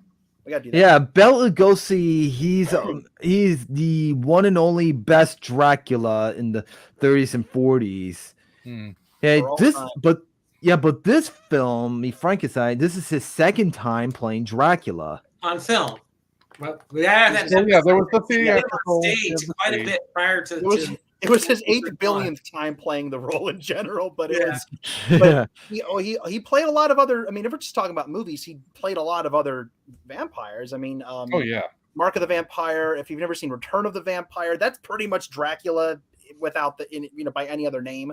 And another movie of a lot of horror firsts. And Yeah, and I want to say that I know that I mentioned in my How to Discover This that my grandma loves Abbott Costello Meet Frankenstein. It's one of her favorite, and she's seen the other Universal monster, but the one Universal monster movie she does not like is Dracula. Ooh. The reason why she does, I mean, she loves Dracula and Meet Frankenstein, but not the original, because the reason why my grandma doesn't like it is because in the original, there's some scenes of the way Dracula gives this look, like, Or he just stares at the camera. yeah, it's something that creeps my grandmother out. See, I would have thought it was because of that huge piece of cardboard that's clamped to the lamp. And That is pretty scary. Yeah. Scary. That's funny. Look deep into my eyes. Hey, Brendan's grandma, don't watch this. Oh, there he is. He's so cool. I love this movie, and it's amazing to me that because the Lugosi this is relatively well known. It was not the first choice to play Dracula in this film, and he was not the first choice to play him in Abbott and Costello Meet Frankenstein. Yeah, he wasn't the original choice. What a bunch of nonsense! I mean, like, why don't you? They kept finding weird excuses to like not do this. I remember right after they did Frankenstein Meets the Wolfman, they were going to do a Meets Dracula film where they were going to have Dracula come in, and the original, there's an interview with one of the screenwriters for this thing where they were talking about how if they were going to have, because Lugosi played the Frankenstein monster, and there's an interview with the writer of Dracula versus the Wolfman or whatever, something like that, whatever the title was, where they said, we were thinking about casting casting Bill Lugosi as Dracula because Lon Chaney Jr. couldn't play both roles. That's the reason? Oh. What about, because at this point he'd also played Alucard, so he could have played Dracula, but why in the world? Like, that's the reason you don't want to hire Bela Lugosi to be Dracula? What are you on? Like, that's insanity. And for this film, they wanted Ian Keith to play the role. And Ian Keith was also their first choice in 1931 to play the role of Dracula. And somehow cooler heads prevailed at the studio. And, you know, somebody, like, because Lugosi, again, heard about the role. And he was like, I want to do this. Can I please do this? And he had to campaign to get the role of Dracula. Bela Lugosi had to campaign to get the role of Dracula. Yeah, he was kind of stuck in all these like B pictures, like the very low budget. He wasn't making much money in his 60s there, and he had morphine addiction and he had problems. And yeah, this was when he was starting to get addicted to morphine, but it hadn't really set in that much yet. Just a few years after this, he went from. I mean, he was in his 60s when he shot this film, and he looks pretty good.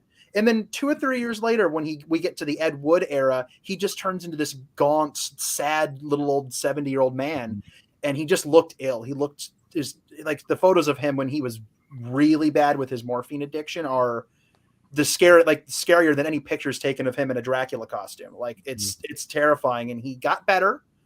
You know, he put in the work. He was the first actor in Hollywood history ever to go public with a drug addiction problem, and then he kicked it. Bless him. He did it. And he went back to acting. He only lived a few more years after that, but unfortunately, but he did kick it. But this was one of his last like kind of bigger roles. And he didn't do a lot. This might've been the last movie or one of the very last movies he did for a major studio. After this, it was back to the Poverty Row quickies, and then the Ed Wood Purgatory. Pour the strings. Pour the strings. You compare his performance from 1931 to this one in 1948, because he played Dracula originally almost like kind of like this walking cadaver. You know, his character was very stiff and stilted, and then this one he was very suave with his motions and stuff. You know, he does the, or I should get my hand where you can see he does this. You know, about the masquerade ball. Oh yeah, and of course the whole hypnotizing thing. Yeah, and I was. The white zombie thing with his arms. Yeah, and I was gonna say that. Did you know that Bela Lugosi he was supposed to be the original cast for the Frankenstein monster in the original Frankenstein film? Yeah. But decided to have Boris Karloff to play the monster.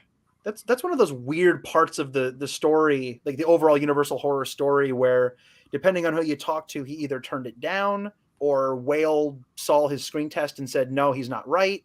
And I still hear different answers for what happened there, whether he walked away from it or was told to walk away from it. I don't know. Like it's a weird, I don't know if there's an actual answer to that, because I'd been told when I was growing up that he turned it down. And then I started reading new research that said, no, he didn't turn it down. He was told to leave because Whale didn't want him. And now I'm hearing that he turned it down again. So I don't know which one is right. Well, I'm kind of glad it happened, because he really didn't look good in the makeup just because of his chin just looks so receded, because his head's wide and square, then it kind of gets on this little elfin point. And then, by the way, the Dracula he was playing Dracula anyway because he was already doing it on stage. So it's strange that Universal didn't just do the logical thing up front and say, okay, he's been doing it successfully on stage and we'll let him do it on the screen instead of having this, tortured path to try to get him into that role. It's like that would have been an obvious decision. So who knows what they were thinking back then. And then he settled for the lowest, like one of the lowest paychecks of anybody on the set for Dracula. He earned a quarter as much as David Manners did for the romantic lead. He earned a quarter of that salary. That is insane. And who even remembers him? 3 people remember him, and I'm one of them. He was in 3 movies I can name off the top of my head. He was in The Black Cat. He was in what now? The Mummy. He's in The Mummy. He was in The Mummy. Basically the same role because The Mummy and Dracula are very similar. Yeah. And then he's in Dracula, and after that, how many people remember that dude? But they remember the guy who, got paid a quarter as much as he did for the film. Dracula and Bela Lugosi. It's one of those thing. It's the same thing, right? I mean, they're so linked in our brains. It's the closest relationship. It's like Bruce Lee being the lowest paid member of the Green Hornet, despite the fact that he was Kato. And that's another one. Knows him. Good one. Yeah, he knew the stunts. He could do the fight scenes. Yeah, yeah, and I want to say, like in the original Dracula film, I mean, the Dracula always gives this look at the human characters. I mean, it's almost like he's trying to hypnotize them, but in this film he doesn't. But in the original, he doesn't hypnotize that much. But in Meet Frankenstein, I mean, he actually does hypnotize. I mean, like he did with Wilbur, and at the House of Horror. Well, the original Dracula, they were intentionally trying to downplay the supernatural stuff. Like, it was weird because they thought that people had come so far along from the way they used to be that they wouldn't possibly buy the idea of a supernatural being like a vampire on film. So play it a bit more subtly, make it ambiguous. But nowadays, of course, everybody thinks more of what Abbott and Costello Meet Frankenstein did, him turning into a bat, or with Son of Dracula turning into fog, things like that. I mean, the original Dracula is so weird. It's an odd film.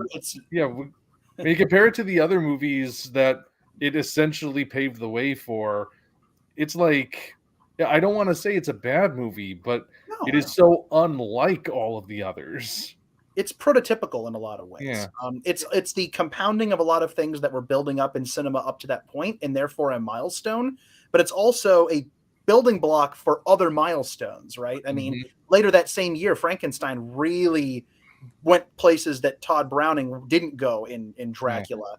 And of course, there was Spanish Dracula, but Spanish Dracula. Yeah, Dracula. There it is. I got that one as well. But Spanish Dracula is.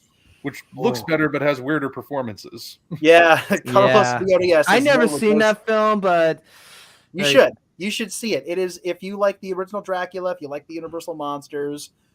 The Spanish Dracula is a treat to watch. Does that have subtitles to it? Oh yeah, it's got subtitles. Almost all the releases of the Lugosi version on Blu-ray have that on it as either another disc or bonus feature. It's usually there. I know the Blu-ray does. I first saw it on this DVD set, which had it on the bonus. Wow. It's on the bonus disc. It's a beautiful set. This was not how I first saw Dracula. I saw it on tape first, but this was like my de facto copy of Dracula for years. And what's really funny is that the picture of Lugosi on the back is from Abbott and Costello Meet Frankenstein. Wow. There you go. It's not even from this movie. That's hysterical. And it's so funny. Here's another question for you about the original Dracula, since we're on it. Soundtrack or no soundtrack? Yeah. Well, I have my own version of the Blu-ray collection. Yeah. For those who don't know, the original cut of it, other than the excerpt from Swan Lake over the credits, there was no underscoring music. But then years later, Kronos Quartet and Philip Glass did their own, like, not a full orchestral, but it was because they're like a strings quartet. So, yes. And I have that on CD actually. It's really great actually. But what? But again, Yeah, like, it's do you actually prefer? Do you? yeah, do you it's think on one of movie's the better or old worse? DVD collections. Yeah, I prefer it without I like the Philip Glass music. Actually, the first time I saw the film was this exact tape, and this tape has this is the Philip Glass version. With this horrifying poster of Lugosi leering at me. Scared the heck out of me as a kid. But I prefer it without the music, because of how eerie it is without the music. I just think especially the beginning, the long shots creeping through the crypt, the creatures, and then the brides moving around, and then that zoom in on him with the eyebrow. Is the random armadillo. The random armadillo, the cockroaches Yeah. crawling out of the tiny coffin. It is so much more eerie without music. It feels right, but also not right at the same time. It's like, okay, I feel like I should be hearing something, and the fact that I'm not is like messing with me. And that's also because, I mean, it's 1931. Movies had only just learned how to talk. A lot of films did not have full soundtracks at the time. Todd Browning he knew silence very well. So that's why. And the reason for that, from what I've heard, is because studios originally weren't sure that people would accept the idea of music coming from nowhere in a movie. So when there is music in these movies, there's a source inside. There's a diegetic band somewhere in there, or there's an opera playing or something. Or you're the jazz singer and there's a musical number in the film. Yeah.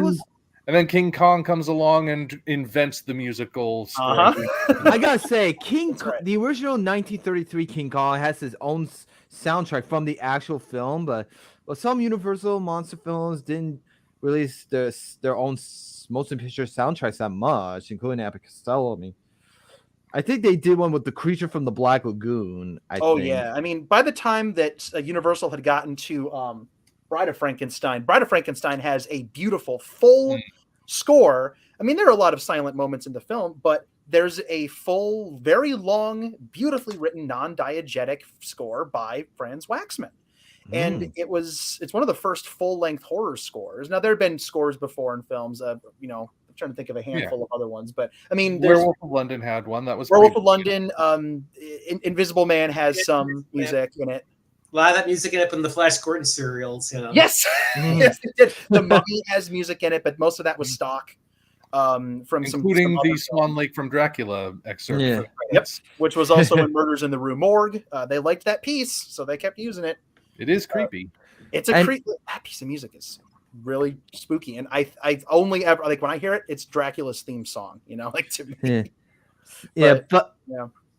But anyway, let's get back to Me Frankenstein. Like, I want to talk about the McDoodle's House of Horror. I mean, so that place, I don't know if this place is actually a museum or like try to make a place like a little mini theme park museum. So it's like a little wax museum, like a wax museum, little house of horrors that you go to.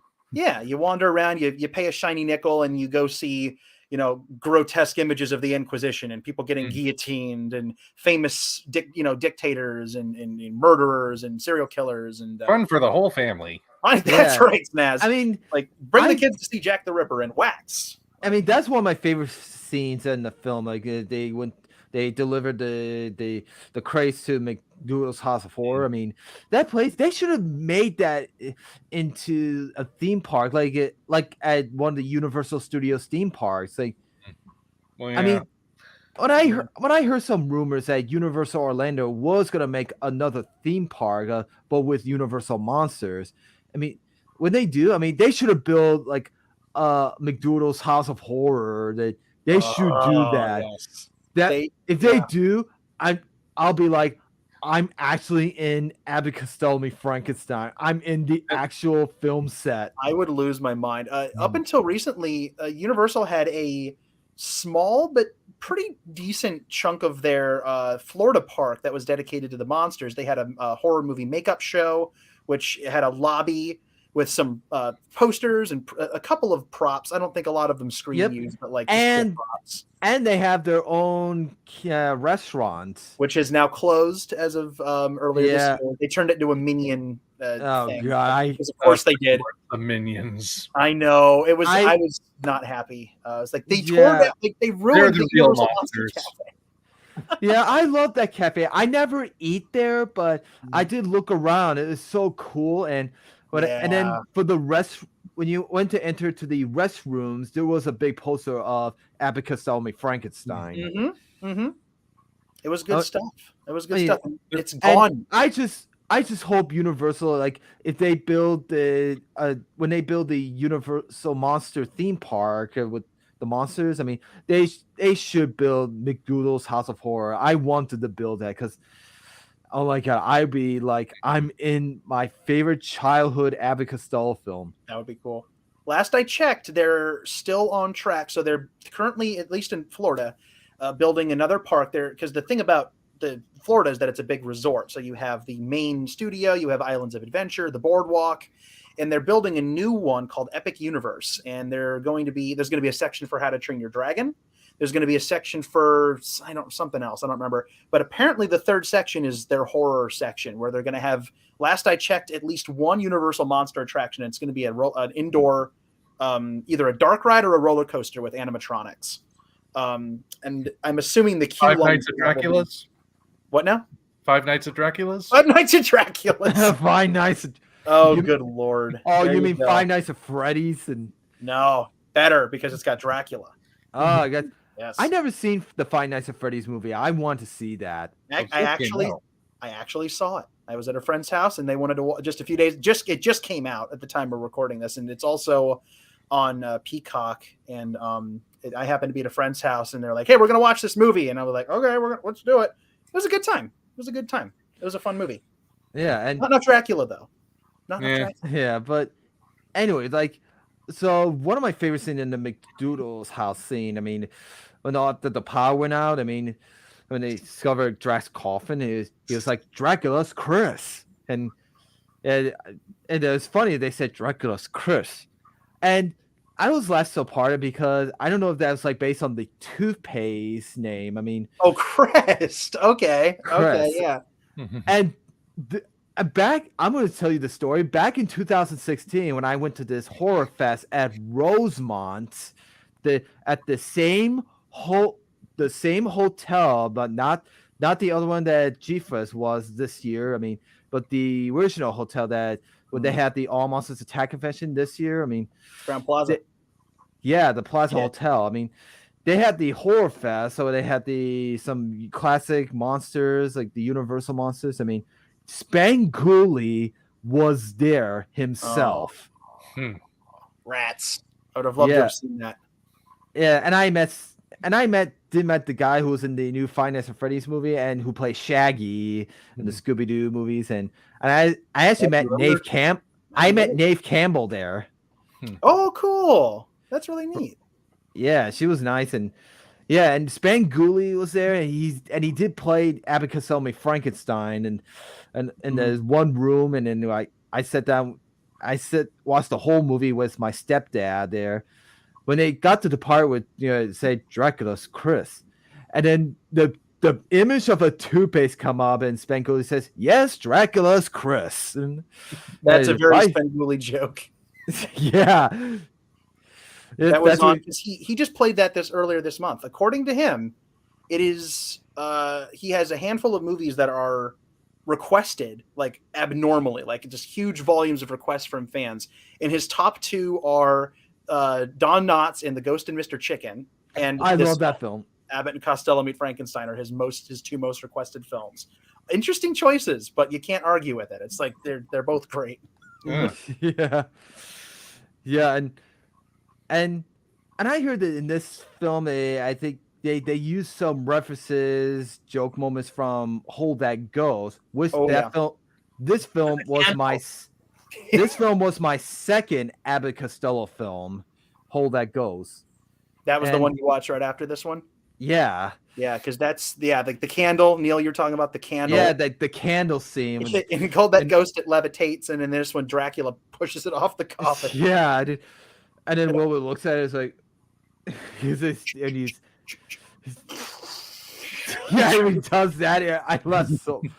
All right, yeah, Yeah, he can't bring himself to do it. And it's so funny because Abbott's name is Chuck in the other film, so it's Chuck and Chip. Yeah, because both films had different names for Bud's character. Like, Hold That Ghost, his name was Chuck, but Meet Frankenstein, his name is Chick.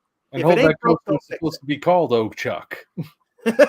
Yeah, and Hold That Ghost.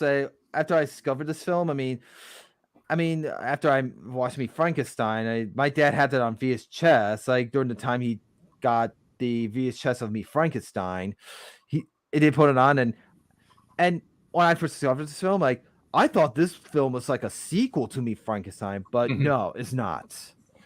Very similar though, very similar vibes, and that was their first scary film, their first kind of haunted house film, and it proved that they could do it. And I think one of the reasons it works so well is because Lou Costello plays scared so well. He knows how to play scared. He knows how to play scared. Really up for Frankenstein, because he one had because usually the actors they act scared in a scary scene, and then the audience's empathy relates to it, and then they get scared. But he can like do both at the same time, be funny, but at the same time get you to feel scared too. Because when he does it, he really does come off genuinely scared. Yeah. Like when they're coming down the stairs, in the when he was grabbing Abbott, he was like, oh, you really get it's funny again, you get the feeling of like he's really terrified. And Hold That Ghost was my second favorite Abbott Costello horror comedy, and I remember when I was a kid, when I watched it, I've always get freaked out by the music. The music is different than Meet Frankenstein. Those before. I've always a little freaked out by the music and some scenes in that, like the glowing eyes of the owl and the glowing eyes of the guy in the furnace that Freddy opened up, and I'm always terrified at those scenes. Those are the only scenes that I get scared of, just those scenes. But I'm over my fears of those. And then, of course, as one of the ultimate inside jokes, they kind of reference the McDougal's House of Horrors and Abbott and Costello meet Dr. Jekyll and Mr. Hyde. Yes, they do. That's right. When Lou chases Hyde in there, and who is in there? Wax statues of Frankenstein and Dracula. That's right. And now we know where those props gets electrified. Now we know where those props ended up. Yeah, I don't know if they actually have Bela Lugosi or Glenn Strange in that film, but I don't know because they were standing still, and then I think they were statues in that case, at least until the Frankenstein monster started moving after getting electrocuted. Yes. Yeah. And I think that was I'm trying to remember if that, because I know Glenn Strange did something else at some point with them, and I don't think that was it. I think they just had a stunt guy move for them. It was just one or two shots of him moving, but yeah, that's. I can always do a quick Google and find out. Yeah, I was gonna say. It's if only there was some kind of magical device we could use that contained all the knowledge of the universe. And I was gonna say, in Dr. Jekyll and Mr. Hyde, in that scene when it's full of wax figures, some of them they actually use live mannequins. Yes, live mannequins. That's horrifying. Yeah, that one mannequin was dressed up like Washington. If you look carefully, and thanks to Shout Factory's Blu-ray release, if you look carefully at that, you could see that guy blinked.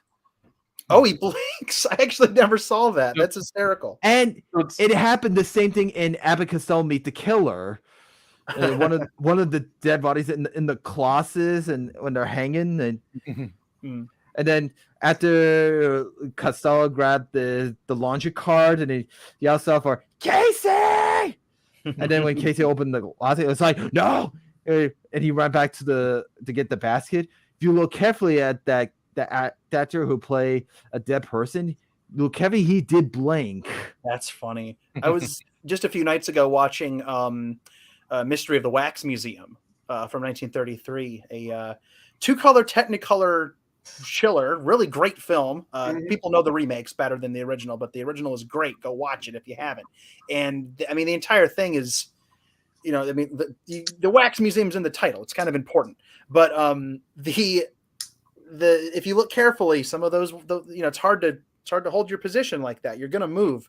So whenever I watch a classic wax museum film, it's always like I'm always looking for movement, just to kind of see.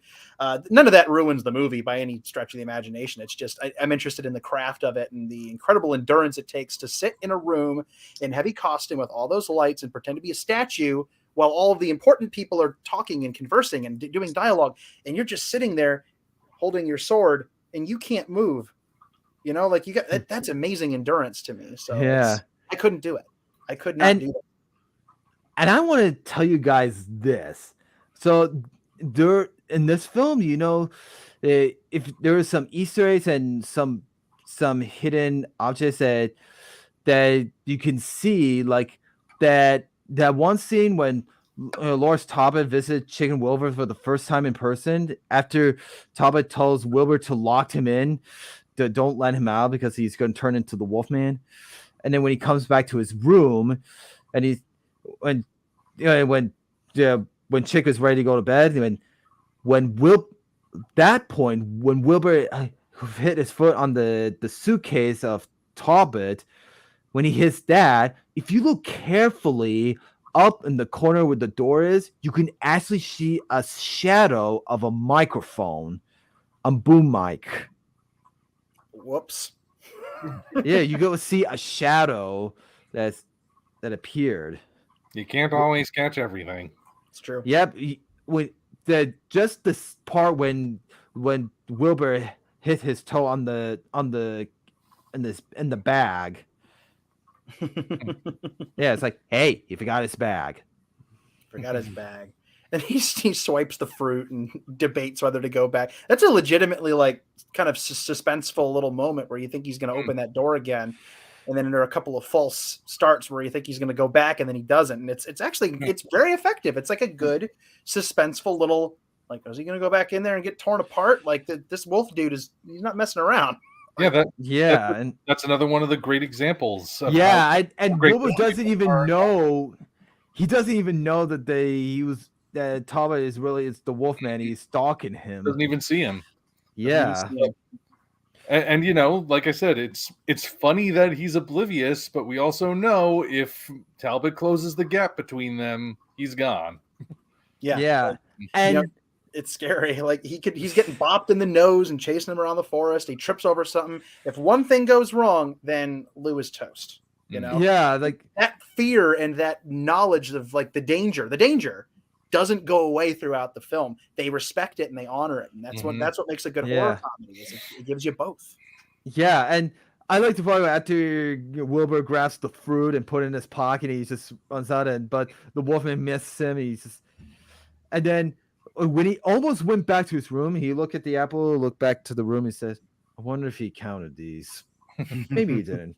He almost went back and then hit his head on the door handle. It's it is hilarious. And the Wolfman's on the other side. He's listening. He can hear Wilbur debating this, and maybe he didn't.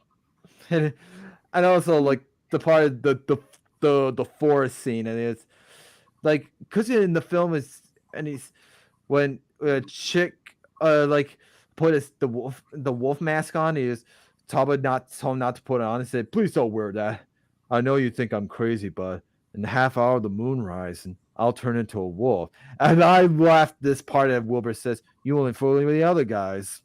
Brilliant. It's brilliant. It's and then the one part when the wolf is chasing after Wilbur in the forest, and then he's just the woman kind of stuck in the bushes a little bit.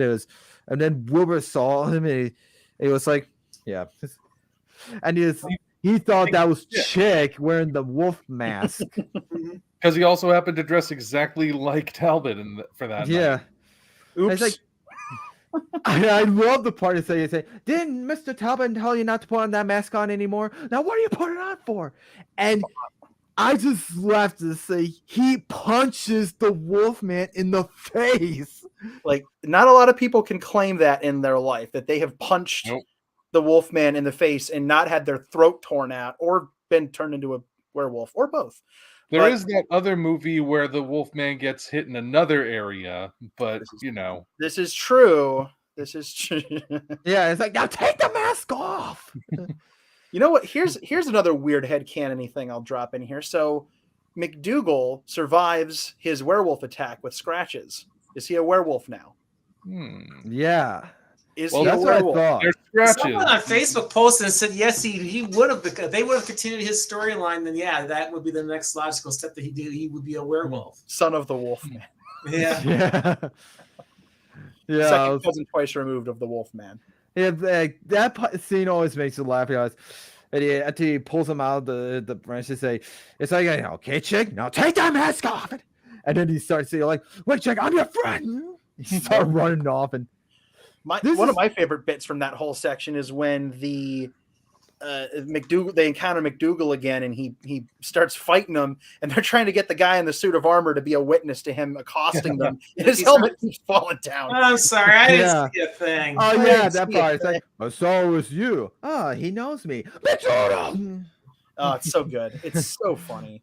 It's just classic. Yeah, he was like, It's so good. he is like violent. It's like torturing them.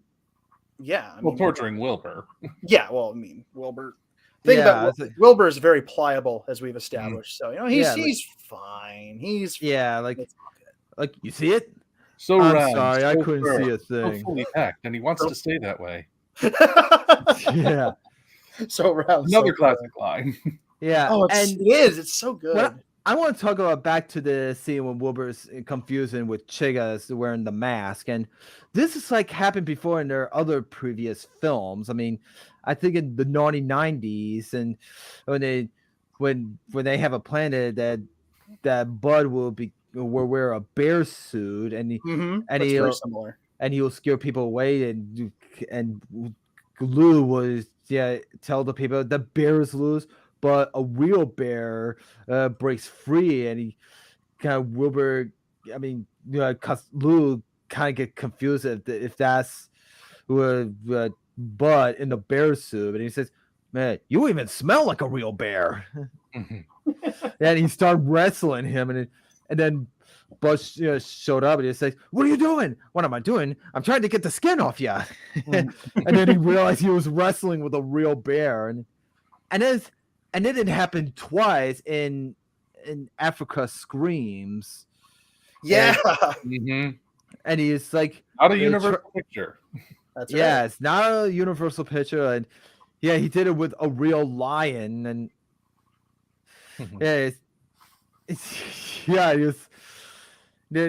yeah, it happened twice. First in 1990s in Africa Screams, and then Meet Frankenstein, but with the Wolfman.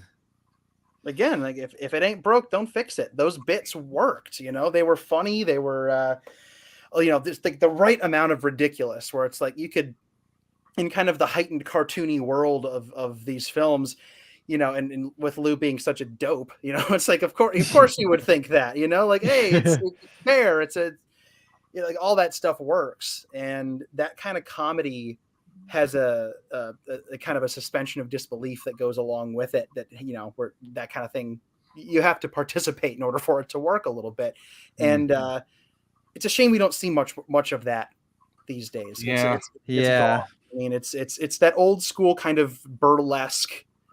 Even the word burlesque has a completely different connotation now than it did then. But Yeah, that's where Bud and Lou first met. Mhm, And and Bud Abbott was his replacement straight guy, like for one night. Like, and the other guy was sick or he didn't show up. I don't remember the whole story, but Bud Abbott came on to replace this guy and play opposite Lou, and clearly the chemistry was, like once in a lifetime when you got these two together. And it was a complete accident, and then they became, legends at that point. It's amazing. Like, Yeah, and Wow. And also, I want to bring up the scene when they're trying to when Wilbur and Chick trying to find some clues in the castle. When Wilbur opened the door, he just saw like a little dog in a bowl of water. I mean, he just said broom closet. I don't know if he said. I just was looking into a broom closet. When I was a kid, I'm always confused what he's saying. I thought he said room closet, but Oh, he's saying yeah. broom closet. Yeah, when Yeah, I was a kid, I'm kind of confused what he was saying about room closet or just. Yeah, the entire that entire castle chase sequence is that's where the Scooby-Doo-ness really comes in right there, Yeah. you know, and then at the very end as well. But I love the false doors and the again, the fact that all of this is somehow in Florida just tickles me. Like I just think Yeah. that's wonderful. Yeah. How did this happen? And I want to talk about the broom closet scene and that one scene when Wilbur found the hidden patches and the wall slides and he looked around and he didn't know the monster was in there and then he kind of sit on the monster's lap. He didn't know that. I love that scene.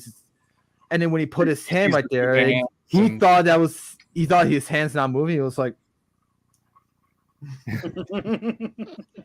yeah, he does that. I mean, and he pounded and he's like, I want to talk about that story. I mean, when they were filming that scene, it was difficult for them to film because they did many takes of that because when they were shooting that scene, because it was difficult for them and because of Glenn Strange, when Lou was sitting on Glenn's lap and he's doing this funny stuff like this, I mean, Glenn Glenn was starting to laugh and he couldn't help himself because Lou is just Lou Costello. What are you gonna do? I would have laughed. We all would have laughed. Yeah, if you watch the bloopers for that shot, I mean, Glenn was starting to laugh at the end. It's like, yeah, it was so cool. I mean, it kind of happened the same thing to me when a few years ago that when one of my friends came over and that one friend of mine did a filming for his TikTok video and from a funny movie and the audio it's actually the audio from the film and then he does many takes of it because he couldn't help himself. He was starting laughing so hard. His laugh is starting to make me and my friend laugh. And the friend who did the world recording and he just passed away a few months ago. Oh man. I'm sorry. Yeah. And he was a true Godzilla fan and a Pokemon fan. I mean, and I still had that TikTok video that he recorded to this day. And I'll show you guys a little later. I mean, after we're done recording. I mean, anyway, but the scene of when the monster's starting to rise up, knocks down like Wilbur. I mean, if you look carefully, I mean, you could almost see Glenn almost smiling a little bit when he was rising up.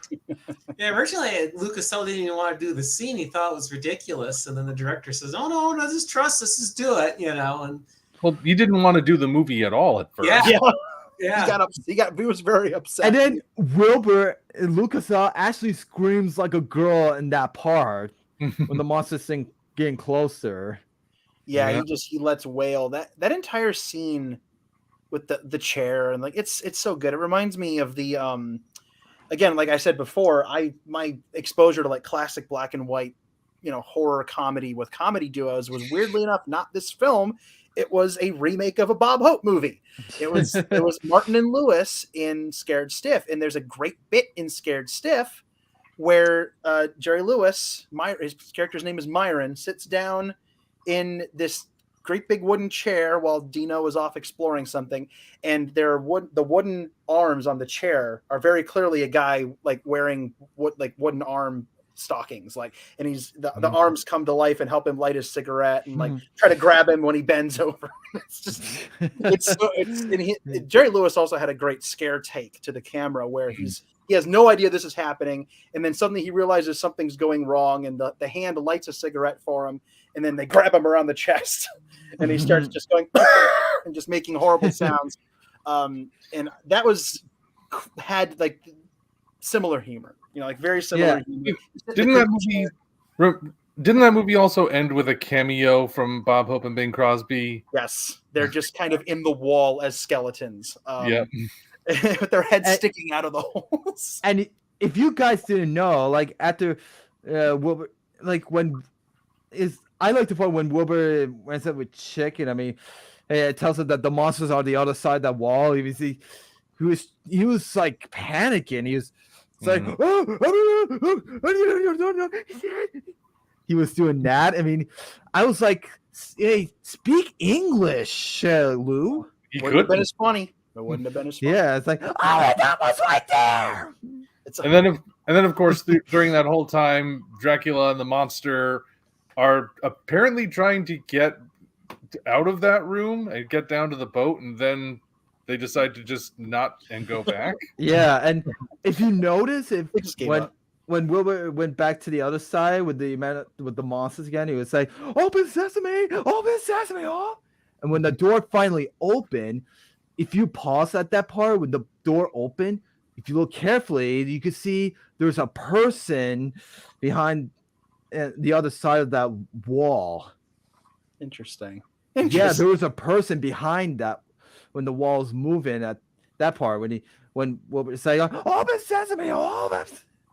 Wow. Okay, I'm gonna have to like hit the But pause now button. But now the question is, was there supposed to be? Yeah. It was probably just a prop guy helping make the door move. You know? Probably the doorman. It was the crypt doorman on the Universal International backlot. It's like Yeah. either that or it was Gene Wilder and he got stuck back there. Don't Yeah. put the candle back. That's what that was. Now listen to me very carefully. That's what Yeah, that was. and I like to talk about what happened during the set before filming that Lou Costello's wife brought in his daughter, Chris Costello, when she was just a baby. And when they brought her on the set, that Glenn Strange, when he still has the monster makeup, that he walks towards her, and Chris got a good look at Glenn, and what I heard, she started to cry, and she was like terrified of Glenn's Frankenstein makeup. Yeah, she couldn't handle it. She didn't have memories of it. She was literally an infant, but she was told later on that she screamed bloody murder and had to be hauled off the set. Yeah, and Glenn Strange loved kids too, so it was like he probably felt horrible. Like, I'm so sorry. I just hope someday I would meet the daughter of Lou Costello. I think I don't know where the family is. I know that there are various descendants out there. I don't know what Chris Costello is up to these days. I just hope to meet her someday in the future. I don't know if she does like con appearances. Actually, that might be something worth looking up. I doubt it, but it might be worth looking up to see if there. I mean, even if there's just a look, maybe she has a PO box set up and you could send her fan mail or something. I mean, something like that. I don't know.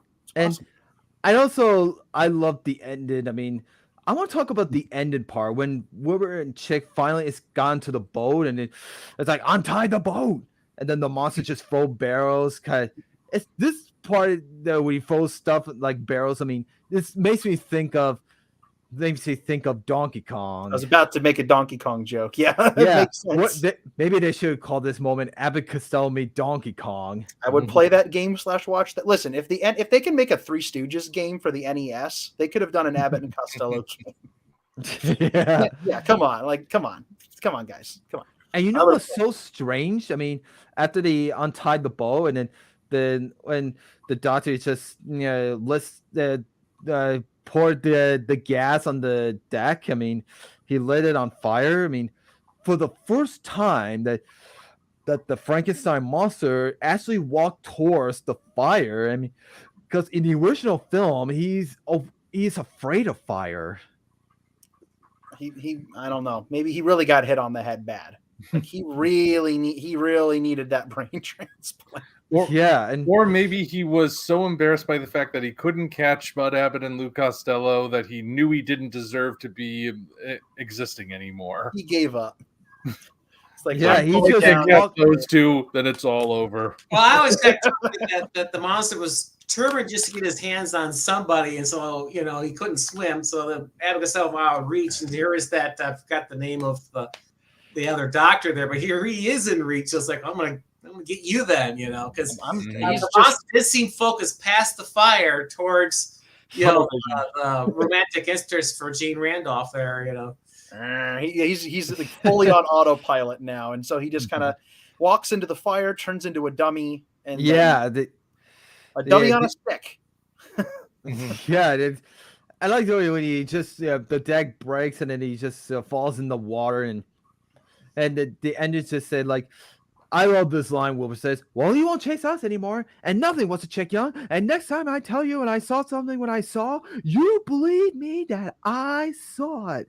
Yeah, I mean, if after that he isn't believed anymore, then that's on Bud Abbott. Yeah, that's all we've gone through, and then of course one of the greatest endings in cinema history. Yeah, the Invisible Man showed up for a cameo. I was hoping to get in on the excitement. Yeah, who said that?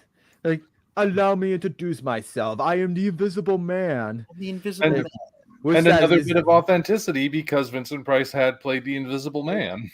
Yeah, he did the play original, but Return. Yeah, he did play the Invisible Man in the sequel. And the sequel's really good. Like Invisible Man Returns is really solid. It's really good. And that was Vincent Price's earliest like full-on horror role. He's briefly in the Tower of London with Karloff, but it's not a huge role. He played the Karloff role in the remake that they did in the 50s or the 60s. I don't remember when the remake came out. But anyway, this was like the beginning of that. And when you hear that voice, it's like, oh, okay, we're in good company. Vincent Price is in the house. And that was Vincent Price's only Abbott Costello film he's in. And which is honestly too bad because his comedic timing and his balance of horror with just the right wink at the camera so that you are invested, but you're not treating it like you're still treating it seriously. Would have been a good fit to pit him against Bud and Lou. That would have been so great. Oh, could you imagine? Like it could have been like maybe like if he'd been the Invisible Man in Abbott and Costello Meet the Invisible Man, or if they just like meet the other killer, Vincent Price, like just anything, any excuse to get him in there. Like that ended, it kind of let the audience know that there were going to be more horror comedies, like, and which they did. Which this film was filming right when they're starting to film Meet the Killer or Mexican Hayride. I mean, Meet the Killer was my favorite one, and it always makes me think it's like a sequel to Be Frankenstein, but also I've always think of this film also falls up a trilogy. Like the only Abbott and Costello movie horror trilogy I always think is Meet Frankenstein, Meet the Killer, and Meet the Invisible Man. Those are the only two of the other horror comedy films that it looks like a sequel to Meet Frankenstein. They feel very connected in a way, like they were part of the same creative burst from the studio. The Invisible Man one is officially a sequel to the first Invisible Man. This is true. This is true. And Claude Rains as Griffin. That's right. Yeah, because that one scene in Meet the Invisible Man, they did show a photo frame of Claude Rains. It's there. It is. It's canon, you guys. Update Wikipedia. It's canon.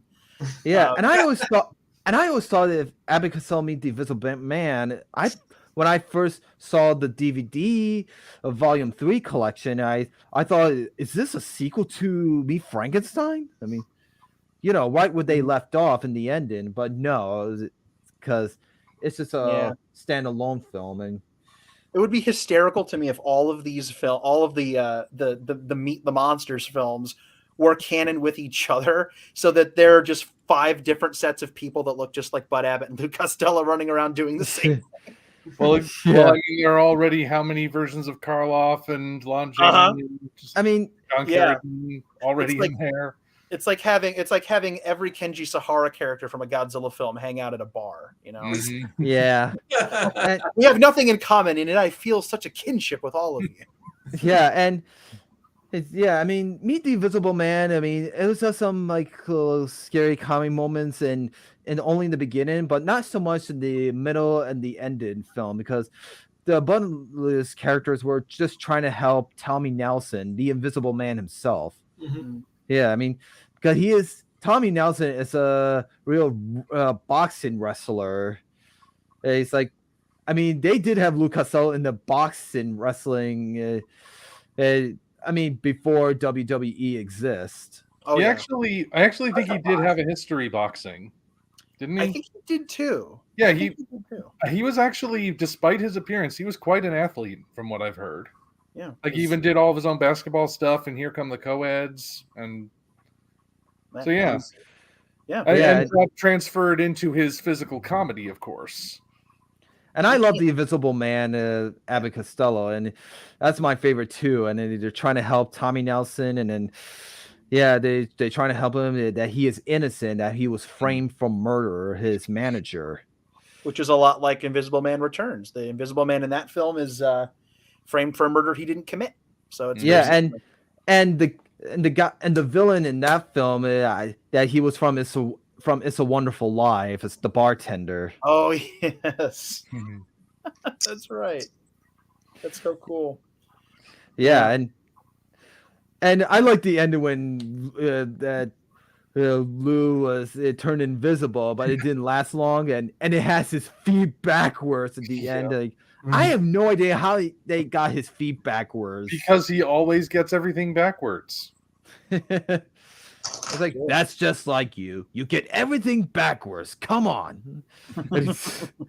Yeah, and That's great. and you know, in Dr. Jekyll and Mr. Hyde, they did have Lou Costello in some monster makeup, like he did had him as a mouse, and later they have him played the Mr. Hyde character. And I thought he wasn't.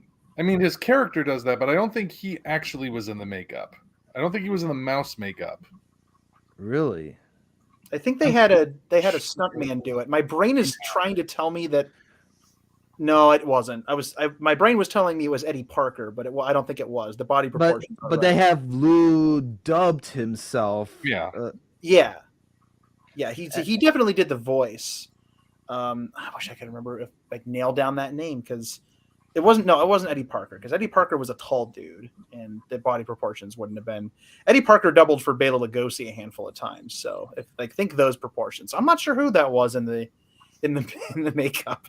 What a wacky movie! Yeah, Mr. Hyde. That one was kind of silly for a while in just my own life because around the time it was a few years after I discovered the film. I had a girlfriend at the time who liked classic horror, and she said there was one Abbott and Costello movie I saw as a kid that traumatized me and gave me nightmares. And I just remember a bunch of weird hairy monkey people. And I said, I know which one that is. Yeah. I said, you want to watch it? And she said, no. Absolutely not. But there you go. That's that one. So I always remembered it in my head as the one I probably shouldn't watch while my girlfriend's around. And didn't Lou Costello did play another Mr. Hyde character in this? Do they have the makeup on? I don't know. I mean, I don't know if that was him or not. I read somewhere recently that he didn't do any of the makeup stuff in that movie, but I know he wasn't the mouse. But either way, that movie's technically the only Jekyll and Hyde picture from Universal of that era. Yeah, and so the others were from MGM. Yeah. Yep, and so yeah, that if we're counting it all as a shared universe, you'd have to go with that one as your Jekyll and Hyde. Yeah. Yeah, and oh wow, it's like over 2 hours. Yeah, I need one here because I have to get up for work about around 4:30, and so. Well, I think the only thing we didn't talk about was this one, and we covered it a little bit earlier on. So I think we did, and I think we did. But it's got no connection to any of the other mummies. Yeah, that was the last horror film, and that one, Meet the Mummy, was my least favorite. I think for a lot of people it is a lot of people's least favorite. I quite like it. It definitely has one thing that the other films don't have, and that is a slurposaur Yeah, there's a yeah. giant lizard in this movie. Oh yeah. And I am down. It has- I am down for giant lizards all the time. Yeah, it's like I'm down. that could be my type of lizard right Yeah. there. There you go. Yeah. Actually, there is one other thing we haven't really spoken about, which is the fact that for a while there was a very passionate hatedom around Abbott and Costello Meet Frankenstein. Really? Yeah, I actually first learned about it when I was reading this book, Horrors by Drake Douglas. It's about horror movies and like the history of different kinds of monsters. This is the second edition, actually, so there are two forewords. The original foreword from 1966 is very scathing against Abbott and Costello Meet Frankenstein, saying that it was an insult to the whole legacy and everything. But then there's the new foreword from 1988 where he says, okay, I left that part in, but over the years I actually have changed my mind. Yeah. And like Yeah. I've been trying to think about it because like I think I know why, because I think it was sort of a backlash against the whole idea that as TV started to take off and you started to have more of the campy horror movies going along and more people seeing them, there came this mindset that horror was a bit of a bad genre in a way. Mm-hmm. And of course, the fact that people were debating whether or not Hammer was just making straight up exploitation probably didn't help. Yeah. And so in a way, I think Abbott and Costello Meet Frankenstein wound up kind of taking the brunt of that because it was the horror comedy that the mainstream normies liked. And the serious horror fans were like, no, it's an insult to the legacy. It's not taking the monster seriously. But then I thought back to this book and I thought about the gap. There was 1966 where he was hating it. 1988, he likes it. In between that time, Young Frankenstein was released. And I have a feeling like that's the movie where people suddenly went, oh, wait, you can actually combine horror and comedy, can't you? Let's go back. Oh, Abbott and Costello Meet Frankenstein actually is good, isn't it?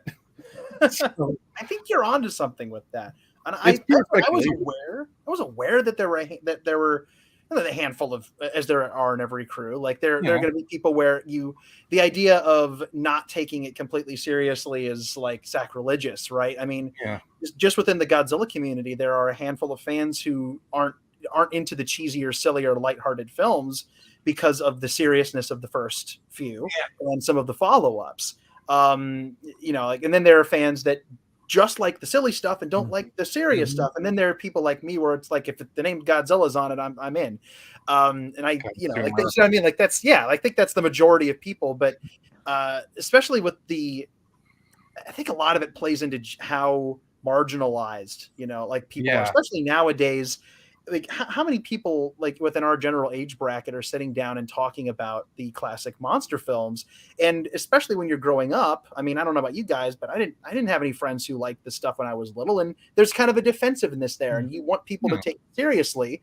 And it's easier if you can hold up a film like Dracula or the original Frankenstein or the Invisible Man or the Wolfman and say, this is a legitimately brilliant piece of cinema. Like this isn't just a good creature feature or just a good horror film. This is just a masterful piece of filmmaking here. This is an amazing movie, regardless of genre. And I think that there's hesitation to take something that serious. And even people behind the scenes, like we talked about Karloff, he was a little uncomfortable with it. But I think once he kind of got into the groove and understood what they were going for, he was a little bit more comfortable, and he did agree to be in one of these films. So clearly, and he had a good comedic, comedic sense of humor with that stuff too. So there's a difference.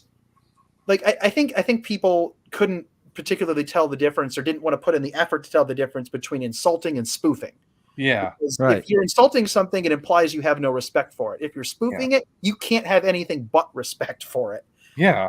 And I think, and like I said, I think the hatedom mostly focused around what they thought Abbott and Costello Meet Frankenstein was, not what it actually was. Don't make fun of this thing I like. Yeah, do not make fun of this classic film from my childhood. Mm-hmm. And now it is one of the classic films from our childhood. Yeah. Yes, and it's one of the best. And I gotta say, this is a really long podcast that I did. This one's even longer than my Godzilla Final War podcast episode. And You got a bunch of people passionate about what they they like. Put them in a Yeah. room together. We'll I got- ramble about this stuff. And I gotta say, I think it's just about time to wrap it up. And Okay. I agree. just want to thank you guys so much for joining me in this special Halloween podcast episode. And I wanted to do a Halloween special, and because I've always wanted to talk about this classic film from my childhood. I mean, once again, I love this Abbott and Costello film so much. I wouldn't get tired of it. It's such a classic, and I would give this one 10 out of 10. And I would agree. yeah, arguing and here. so let's just about wrap it up. And I want to say to everyone, Happy Halloween. Happy Halloween, children of the night.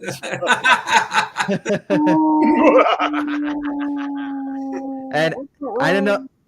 Ooh, that's spooky. Yeah. Mazzy, I didn't know you had it in you, my friend. Ooh. Oh, Yeah. you don't know the things I can do. Well, since this is a Halloween episode, I want to say one like, have a spooky night. And remember, my friends, there are such things.